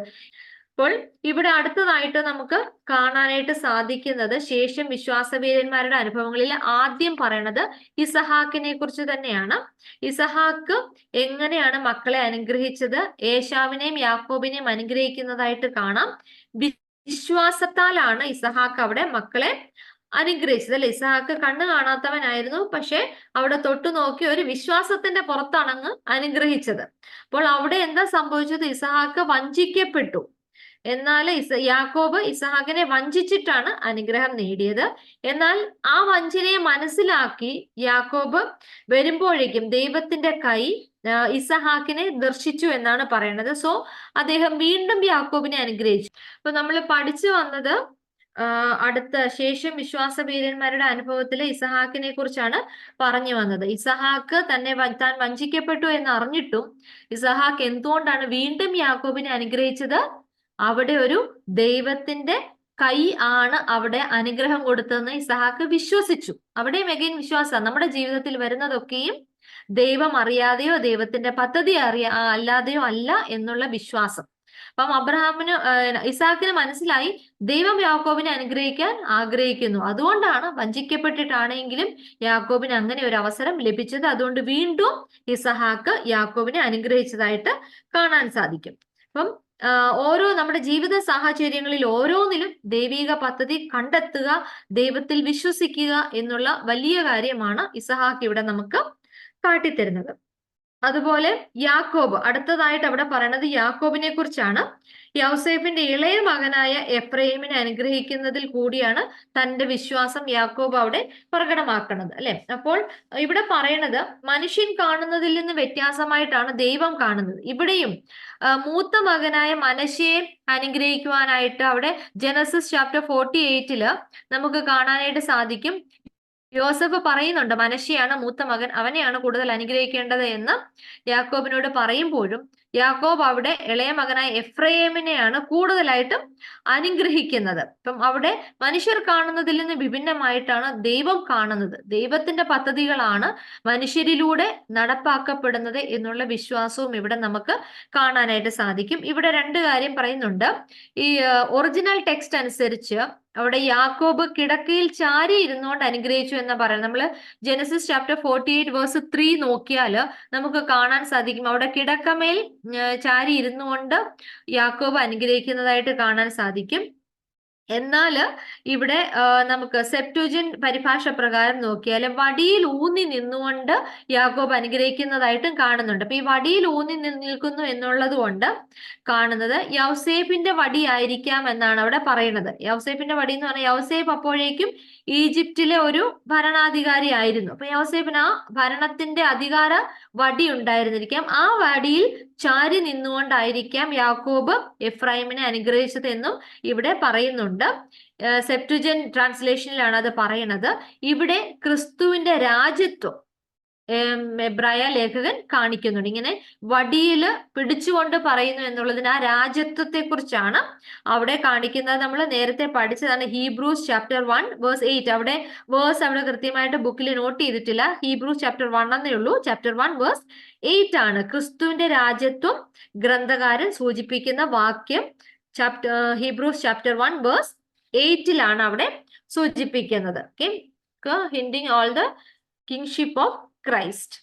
ഇനി അടുത്തതായിട്ട് ഇവിടെ നമ്പറിംഗ് ഇട്ടിട്ടുണ്ട്. ടെക്സ്റ്റ് ബുക്കിൽ നിങ്ങൾ നോക്കിയാൽ നമ്പർ 8 എന്നാണ് അടുത്ത്. അത് കട്ട് ചെയ്തേക്കുക. അതിലൂടെ നമ്പറിങ്ങിന്റെ ആവശ്യമില്ല. അത് അവിടെ റോങ് ആയിട്ട് വന്ന നമ്പറാണ്. അങ്ങനെ ഒരു 8 എന്നുള്ള നമ്പർ ഇല്ല കേട്ടോ. അവിടെ വിട്ടേക്കുക.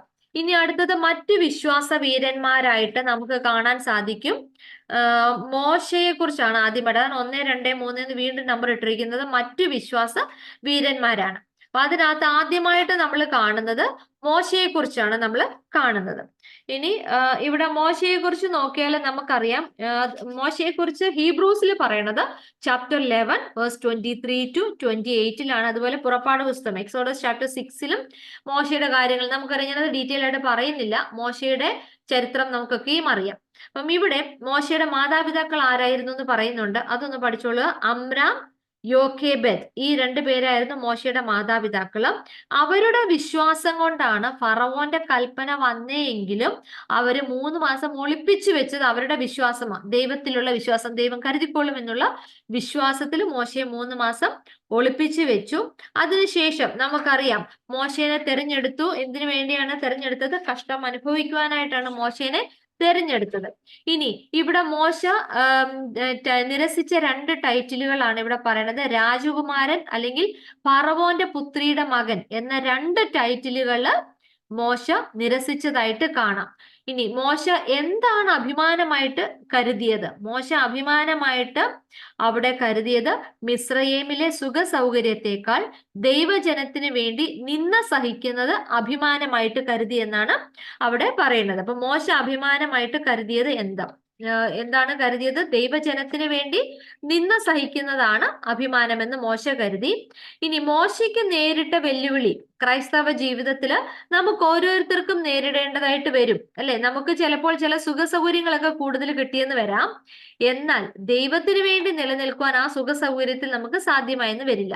അപ്പോൾ മോശയുടെ വെല്ലുവിളി, മോശ സ്വീകരിച്ച വെല്ലുവിളി, എനിക്ക് ആ സുഖ സൗകര്യം ആവശ്യമില്ല, ദൈവത്തിന്റെ ജനത്തിന് വേണ്ടി ഞാൻ നിന്ന സഹിക്കേണ്ടി വരുന്നതാണ് അഭിമാനം എന്നാണ് മോശ കരുതിയത്. അപ്പൊ നമ്മുടെ ജീവിതത്തിൽ, ക്രൈസ്തവ ജീവിതത്തിൽ മോശ നേരിട്ട ഈ വെല്ലുവിളി നാം എങ്ങനെ നേരിടേണ്ടി വരുമെന്ന് പറയുന്നത് വിശ്വാസത്തിന്റെ ശക്തിയാൽ, യഥാർത്ഥ വിശ്വാസത്തിന്റെ ശക്തിയാൽ മാത്രമേ നമുക്ക് ഈ വെല്ലുവിളി നേരിടാൻ സാധിക്കുകയുള്ളൂ എന്നാണ് പറയുന്നത്. ഇനി അടുത്തതായിട്ട് മോശ, ഇവിടെ മോശയെ ക്രിസ്തുവിന്റെ പ്രതിരൂപമായിട്ടാണ് ഇവിടെ കാണുന്നത്. ക്രിസ്തുവിന്റെ പ്രതിരൂപമായിട്ട് മോശ മാറുന്നത് എങ്ങനെ? അങ്ങനെ ഒരു ക്വസ്റ്റ്യൻ വന്നാല് ശ്രദ്ധിക്കുക, എങ്ങനെയാണ് ക്രിസ്തുവിനെ മോശയും തമ്മിൽ ഒരുപോലെ എന്ന് പറയാൻ, പ്രതിരൂപം എന്ന് പറയാൻ സാധിക്കുന്നത് എങ്ങനെയാണ്? നമുക്കറിയാം, മോശ രാജകൊട്ടാരത്തിലെ സുഖസൗകര്യങ്ങൾ ഉപേക്ഷിച്ച് കഷ്ടതയുടെ പാത തിരഞ്ഞെടുക്കുവാൻ മോശയ്ക്ക് ശക്തി നൽകിയത് മോശയുടെ വിശ്വാസമാണ്, അല്ലെ? അതുപോലെ സ്വന്തം ജനത്തിന്റെ ദുരിതങ്ങളിൽ പങ്കുചേരാൻ തീരുമാനിച്ച മോശ എങ്ങനെയാണ് ക്രിസ്തുവിന്റെ പ്രതിരൂപമാകുന്നത്? മനുഷ്യരുടെ പാപങ്ങൾ സ്വയം ഏറ്റെടുത്ത് കഷ്ടത വരിച്ചതുകൊണ്ട് ആ ക്രിസ്തുവിനോട് പ്രതിരൂപമായിട്ട് മോശയും തീരുന്നു. എങ്ങനെയാണ്? മോശ സ്വന്തം ജനത്തിന്റെ ദുരിതങ്ങളിൽ പങ്കുചേരാനായിട്ടാണ് മോശ രാജകൊട്ടാരത്തിലെ സുഖ സൗകര്യങ്ങൾ, അല്ലെ, രാജകുമാരൻ എന്ന ടൈറ്റിൽ പോലും ഉപേക്ഷിച്ച്, ക്രിസ്തു എങ്ങനെയായിരുന്നു? ദൈവപുത്രനായ ക്രിസ്തു ആ മഹനീയ സ്ഥാനത്തിൽ നിന്നും താഴേക്ക് വന്ന് മനുഷ്യനായി ജനിച്ച് കഷ്ടതയിലും ദുരിതത്തിലൂടെയും പോയി മനുഷ്യരുടെ പാപങ്ങൾ സ്വയം ഏറ്റെടുത്ത് കഷ്ടത വരിച്ച് ക്രിസ്തുവിനോട് ഇവിടെ മോശ പ്രതിരൂപപ്പെടുന്നു. അപ്പം ഈ കാര്യം ഒന്നും കൂടെ ശ്രദ്ധിച്ച് പഠിച്ചോളുക. മോശ ക്രിസ്തുവിന്റെ പ്രതിരൂപമായിട്ട് മാറുന്നത് എങ്ങനെ? രാജകൊട്ടാരത്തിലെ സുഖ സൗകര്യങ്ങൾ ഉപേക്ഷിച്ച് കഷ്ടതയുടെ പാത തിരഞ്ഞെടുക്കുവാൻ മോശയ്ക്ക് ശക്തി നൽകിയത് അദ്ദേഹത്തിന്റെ വിശ്വാസമാണ്. സ്വന്തം ജനത്തിന്റെ ദുരിതങ്ങളിൽ പങ്കുചേരാൻ തീരുമാനിച്ച മോശ മനുഷ്യരുടെ പാപങ്ങൾ സ്വയം ഏറ്റെടുത്ത് കഷ്ടത വരിച്ച ക്രിസ്തുവിന്റെ പ്രതിരൂപമായി തീരുന്നു. ഇനി അടുത്ത പാരഗ്രാഫില് മോശയുടെ വിശ്വാസത്തെ കുറിച്ചാണ് പറയുന്നത്. ദൈവത്തിന്റെ വാഗ്ദാനത്തിൽ ഉറച്ചു വിശ്വസിച്ച മോശ ഇസ്രായേൽ ജനത്തെ ഈജിപ്തിൽ നിന്ന് മോചിപ്പിച്ചു കൊണ്ടുവന്നു. അവിടെ ഫറവോനെ ഭയന്നില്ല. അതുപോലെ തന്നെ ക്രിസ്തുവിന്റെ പെസഹായുടെ മുൻകുറിയായിട്ട് പെസഹായുടെ അനുഷ്ഠാനമൊക്കെയും മോശ നടത്തുന്നതായിട്ട് കാണാൻ സാധിക്കും. ഇവിടെ ഒന്ന് രണ്ട് ചെറിയ ക്വസ്റ്റ്യൻസ് ഉണ്ട്. ഏറ്റവും ആ പാരഗ്രാഫിന്റെ ലാസ്റ്റിലേക്ക് മോശയുടെ വിശ്വാസം ഏറ്റവും പ്രകടമായത് എപ്പോൾ? ചെങ്കടൽ കടന്ന സംഭവത്തിലാണ് മോശയുടെ വിശ്വാസം ഏറ്റവും പ്രകടമായത് എന്ന് പറയുന്നത്, ചെങ്കടൽ കടന്ന സംഭവത്തിൽ. ഇനി ക്രൈസ്തവ മാമോദീസയുടെ പ്രതിരൂപമായിട്ട് ഇവിടെ ഈ ഇസ്രയേൽക്കാർ മോശയുടെ നേതൃത്വത്തിൽ ചെങ്കടൽ കടന്നതിനെ നമുക്ക് നമ്മുടെ ക്രൈസ്തവ ജീവിതത്തിലെ മാമോദീസായുടെ പ്രതിരൂപമായിട്ടും കാണുന്നു. എങ്ങനെയാണ് മാമോദീസായിൽ എന്താ സംഭവിക്കുന്നത്? വിശ്വാസത്താൽ മരണം വിട്ട് ജീവനിലേക്ക് കടക്കുകയാണ് മാമോദീസായിൽ ചെയ്യുന്നത്. ഏതാ? ആത്മീയ ജീവനിലേക്കാണ്, ലൗകികമായ ഭൗതികമായ ജീവിതമല്ല. വിശ്വാസത്താൽ ഒരു ആത്മീയ മരണം വിട്ട്, നമ്മുടെ ശരീരത്തിന്റെ മരണം വിട്ട് ഒരു ആത്മീയ ജീവനിലേക്ക് കടക്കുകയാണ് മാമോദീസായിൽ നടക്കുന്നത്. അതുകൊണ്ടാണ് ഈ ചെങ്കടൽ കടന്ന സംഭവത്തെ നമ്മുടെ സഭയിലെ മാമോദീസായുമായിട്ട് പ്രതിരൂപമായിട്ട് ഇവിടെ കാണുന്നത്. ഇനി മാമോദീസായിലൂടെ നമുക്ക് ലഭിക്കുന്ന അനുഭവം എന്താണെന്ന് ചോദിച്ചാലും ഇത് തന്നെയാണ്. വിശ്വാസത്താൽ മരണം വിട്ട് ജീവനിലേക്ക് കടക്കുന്ന അനുഭവമാണ് മാമോദീസായിലൂടെ നമുക്ക് ലഭിക്കുന്ന അനുഭവം. ഇനി അടുത്തതായിട്ട് വളരെ ചെറുതായിട്ട് യോശുവയുടെ വിശ്വാസത്തെ കുറിച്ചും അവിടെ പറയുന്നുണ്ട്. അത് പ്രവർത്തിക്കുന്ന വിശ്വാസമായിട്ടാണ് യോശുവയുടെ വിശ്വാസത്തെ പറയുന്നത്. പ്രവർത്തിക്കുന്ന വിശ്വാസം. ഇപ്പം അത് ഹീബ്രൂസ് ചാപ്റ്റർ 11 വേഴ്സ് 30 എരിഹോ മതിലിന്റെ തകർച്ചയെ കുറിച്ചാണ് അവിടെ പറയുന്നത്. അവിടെ യോശുവയും കൂട്ടരും ദൈവത്തില് ഉറച്ച വിശ്വാസം ഉണ്ടായിരുന്നത് കൊണ്ടാണ് 7 പ്രാവശ്യം ആ എരിഹോ മതിലിനെ പ്രദക്ഷിണം ചെയ്ത് കഴിഞ്ഞ് അതിന്റെ മതിലുകൾ വീഴുവാനായിട്ട് ഇടയായത്. അപ്പം ദൈവത്തിങ്കിലുള്ള യോശുവയുടെ ഉറച്ച വിശ്വാസമാണ് ഇവിടെ കാണുന്നത്. ഇനി അടുത്തതായിട്ട് നമുക്ക് കാണുന്നത് രാഹാബിന്റെ വിശ്വാസം. രാഹാബിന്റെ വിശ്വാസം ഹീബ്രൂസ് ചാപ്റ്റർ 11 വേഴ്സ് 31 രാഹാബിനെ കുറിച്ച് പറയുന്നത്. രാഹാബ് എന്ന് പറയുന്നത് ഒരു വേശ്യയായിരുന്നു. ഇനി ആ വേശ്യയുടെ വിശ്വാസം എന്തായിരുന്നു? രാഹാബ് ഇസ്രായേലിന്റെ ദൈവത്തിൽ വിശ്വസിച്ചുകൊണ്ടാണ് അവിടെ നിന്ന് വന്ന സ്പൈ വർക്കേഴ്സ്, ഒറ്റുകാരെ സഹായിച്ചു, അല്ലെ, ഒറ്റുകാർക്ക് ഒളിഞ്ഞിരിക്കുവാനായിട്ട് ഉള്ള സ്ഥലം കൊടുത്തതാണ് രാഹാബ് ചെയ്തത്. അപ്പം രാഹാബിന്റെ ഈ വിശ്വാസത്തെ യാക്കോബ് ശ്ലീഹയുടെ ലേഖനം 2-ാം അധ്യായം 25-ാം വാക്യത്തിൽ പറയുന്നുണ്ട്. രാഹാബിന്റെ പ്രത്യേകത എന്താണ്? വിശ്വാസം പ്രവൃത്തിയിലൂടെ കാണിച്ചു. അപ്പൊ ഇത് വളരെ ഇമ്പോർട്ടന്റ് ആണ്. യാക്കോബ് ശ്ലീഹ നമ്മളെ പഠിപ്പിക്കുന്നതും അതാണ്. പ്രവൃത്തിയിൽ ഇല്ലാത്ത വിശ്വാസം നിർജീവമാണെന്നാ പറയണത്. അപ്പൊ ഈ പ്രവൃത്തിയിലുള്ള ഒരു വിശ്വാസമായിട്ട് നമുക്ക് കാണിച്ചു തന്നത് രാഹാബിന്റെ വിശ്വാസത്തെയാണ് നമുക്ക് കാണാനായിട്ട് സാധിക്കുന്നത്. അങ്ങനെ രാഹാബ് വംശാവലിയിൽ ഇടം പിടിച്ചു എന്നാണ് പറയണത്. രാഹാബ് വംശാവലിയിൽ ഇടം പിടിച്ചു എന്ന് പറയണത് വിശുദ്ധ മത്തായി ശ്ലീഹയുടെ സുവിശേഷം 1-ാം അധ്യായം 15 എന്നാണ് ബുക്കിൽ പറഞ്ഞിരിക്കുന്നത്. അത് തെറ്റാണ്. 1-ാം അധ്യായം 5-ാം വാക്യത്തിലാണ് രാഹാബിനെ കുറിച്ച് കാണാനായിട്ട് സാധിക്കുന്നത്. അപ്പം രാഹാബ് എങ്ങനെയാണ് യേശുവിന്റെ വംശാവലിയിൽ സ്ഥാനം പിടിച്ചത്? വിശ്വാസത്തിന്റെ പ്രതിഫലനം, റിഫ്ലക്ഷൻ ഓഫ് ദ ഫെയ്ത്ത്. അങ്ങനെയാണ് രാഹാബ് വംശാവലിയിൽ സ്ഥാനം പിടിച്ചത്. അപ്പൊ രണ്ടു തരത്തിലും അത് ചോദിക്കാം. വിശ്വാസത്തിന്റെ പ്രതിഫലനമായിട്ട് യേശുവിന്റെ വംശാവലിയിൽ സ്ഥാനം പിടിച്ച ആൾ ആരാണ്? അത് രാഹാബാണ്. രാഹാബിന്റെ വംശാവലി നോക്കുമ്പോൾ നമുക്ക് കാണാനായിട്ട് സാധിക്കും. അവിടെ ബോവസിനെയാണ് പറയുന്നത്, mother of Boaz. Okay, mother of Boaz ആണ്. ബോവസിനെ കുറിച്ച് പറയുന്നത് നമുക്കറിയാം, രൂത്തിന്റെ പുസ്തകത്തിലെ ബോവസിനെ നമ്മൾ പഠിക്കുന്നുണ്ട്. ഈ ബോവസിന്റെ മദർ ആയിട്ടാണ്, അമ്മയായിട്ടാണ് രാഹാബിനെ കാണുന്നത്. അങ്ങനെ രാഹാബ് യേശുവിന്റെ വംശാവലിയിൽ തന്നെ തന്റെ വിശ്വാസം മൂലം ഇടം പിടിക്കാനായിട്ട് ഇടയായി. ഇനി ഇവിടെ രാഹാബിനെ കുറിച്ചുള്ള പറയുമ്പോൾ ഈ പരാമർശം എന്തിന്റെയൊക്കെ സൂചകങ്ങളായിട്ടെന്ന് പറയുന്നുണ്ട്. Mention about Rahab indicates what? അത് ആ പാരഗ്രാഫിന്റെ ലാസ്റ്റ് ഉണ്ട്. സ്ത്രീത്വത്തിന്റെ അംഗീകാരം, പതിതർക്കുള്ള രക്ഷ, വിശ്വസിക്കുന്ന ഏതു പാപിക്കും രക്ഷയുടെ അനുഗ്രഹം നൽകുന്ന ദൈവം, സകല ജാതികൾക്കും ക്രിസ്തു ഒരുക്കിയ രക്ഷ. ഇങ്ങനെ 4 പോയിന്റ്. നല്ലൊരു ക്വസ്റ്റ്യൻ ആണ് കേട്ടോ. 4 പോയിന്റ് ഉള്ളതുകൊണ്ട് 2 മാർക്കിന്റെ ക്വസ്റ്റ്യൻ ആയിട്ടൊക്കെ ചോദിക്കാം. രാഹാബിനെ കുറിച്ചുള്ള പരാമർശം എന്തിന്റെയൊക്കെ സൂചകങ്ങളാണ്? ആ 4 പോയിന്റുകളും കൂടി അവിടെ ഒന്ന് ഓർത്തോളുക. ഇനി അവസാനമായിട്ട് ഭീരുവായ ഗിദെയോൻ. അപ്പം അവിടെ ഇനിയും കുറച്ച് പേരെ കുറിച്ചാണ് പറയണത്. ഗിദെയോൻ ഉണ്ട്, ബാരാക്ക്, ശിംശോൻ, ഇബ്താഹ്, ദാവീദ്, ശമുവേൽ, ദാനിയേൽ, യെരമ്യ, ഏലിയ, ഏലീശ, സക്കറിയ, യെശയ്യാവ്. ഇതൊക്കെ ഇവിടെ ബുക്കിൽ കുറേയും കൂടെ പറയുന്നുണ്ട്. ഏലിയ, ഏലീശ, സക്കറിയ, യെശയ്യാവ്, ഇവരെ കുറിച്ചൊക്കെ പറയുന്നുണ്ട്. ഇവരുടെയൊക്കെ ജീവിതത്തില് വിവിധ പ്രശ്നങ്ങളെ നേരിട്ടിട്ടും ഇവരൊക്കെയും വിജയം വരിച്ചത് വിശ്വാസത്താലാണ് എന്ന് പറയുന്നു. ഇനി ഇവിടെ ലാസ്റ്റ് ഭാഗത്തിൽ പേജ് നമ്പർ 40 നോക്കിയ ലാസ്റ്റ് പാരഗ്രാഫില് 1-2 ക്വസ്റ്റ്യനുകളും കൂടെ കഴിഞ്ഞാൽ നമുക്ക് വൈൻഡപ്പ് ചെയ്യാം. അത് മരിച്ചവരെ ഉയർപ്പിക്കുവാനുള്ള ശക്തി വിശ്വാസത്തിനുണ്ട് എന്ന് തെളിയിച്ച പ്രവാചകന്മാർ ആരൊക്കെയാണ്? അല്ലെ? അപ്പൊ നമുക്കറിയാം, ഏലിയ, ഏലീശ പ്രവാചകന്മാര് മരിച്ചു കഴിഞ്ഞവരെ ഉയർപ്പിക്കുവാനുള്ള ശക്തി, വിശ്വാസം ഉണ്ടെങ്കിൽ മരിച്ചവരെ പോലും ഉയർപ്പിക്കുവാനായിട്ട് സാധിക്കും എന്ന് നമ്മൾ തെളിയിച്ച പ്രവാചകന്മാരുടെ ചരിത്രമാണ് ഏലിയ, ഏലീശ പ്രവാചകന്മാരുടെ ചരിത്രം എന്ന് പറയുന്നത്. ഇനി അടുത്തതായിട്ട് അവിടെ ഒന്നുകൂടെ പറയുന്നുണ്ട്, ദൈവത്തിന്റെ ന്യായപ്രമാണത്തിന് വേണ്ടി മരണം വരിച്ച ധീരനായിട്ട് എലയാസറിനെ സൂചിപ്പിക്കുന്നു. അതുപോലെ നമ്മുടെ അടിസ്ഥാന പ്രമാണം, ഏറ്റവും ലാസ്റ്റത്തെ ക്വസ്റ്റ്യൻ ആണ്. നമ്മുടെ അടിസ്ഥാന പ്രമാണം, അടിസ്ഥാന വിശ്വാസം എന്താണെന്ന് ഞാൻ ഓൾറെഡി ഡിസ്കസ് ചെയ്തു. ഇവിടെ പാരഗ്രാഫിന്റെ ലാസ്റ്റ് ഭാഗത്തേക്ക് വരുമ്പോൾ നമുക്ക് കാണാൻ സാധിക്കും, രക്ഷ ക്രിസ്തുവിലൂടെ മാത്രം എന്നതാണ് നമ്മുടെ അടിസ്ഥാന പ്രമാണമായിട്ട് പഠിക്കേണ്ടത്. ആദ്യം നമ്മൾ കണ്ടത് അടിസ്ഥാന വിശ്വാസമാണ്. ഈ ലോകത്തെ സമസ്ത സൃഷ്ടികളും നിർമ്മിച്ചിരിക്കുന്ന ദൈവമാകുന്നു എന്നുള്ള അടിസ്ഥാന വിശ്വാസമാണ് നമ്മൾ ആദ്യം കണ്ടത്. ഇവിടെ അടിസ്ഥാന പ്രമാണമായിട്ട് പറയുന്നത് രക്ഷ ക്രിസ്തുവിലൂടെ മാത്രം. ഇത്രയും കാര്യങ്ങളാണ് ഈ ഒരു ചാപ്റ്ററിൽ ഉള്ളത്.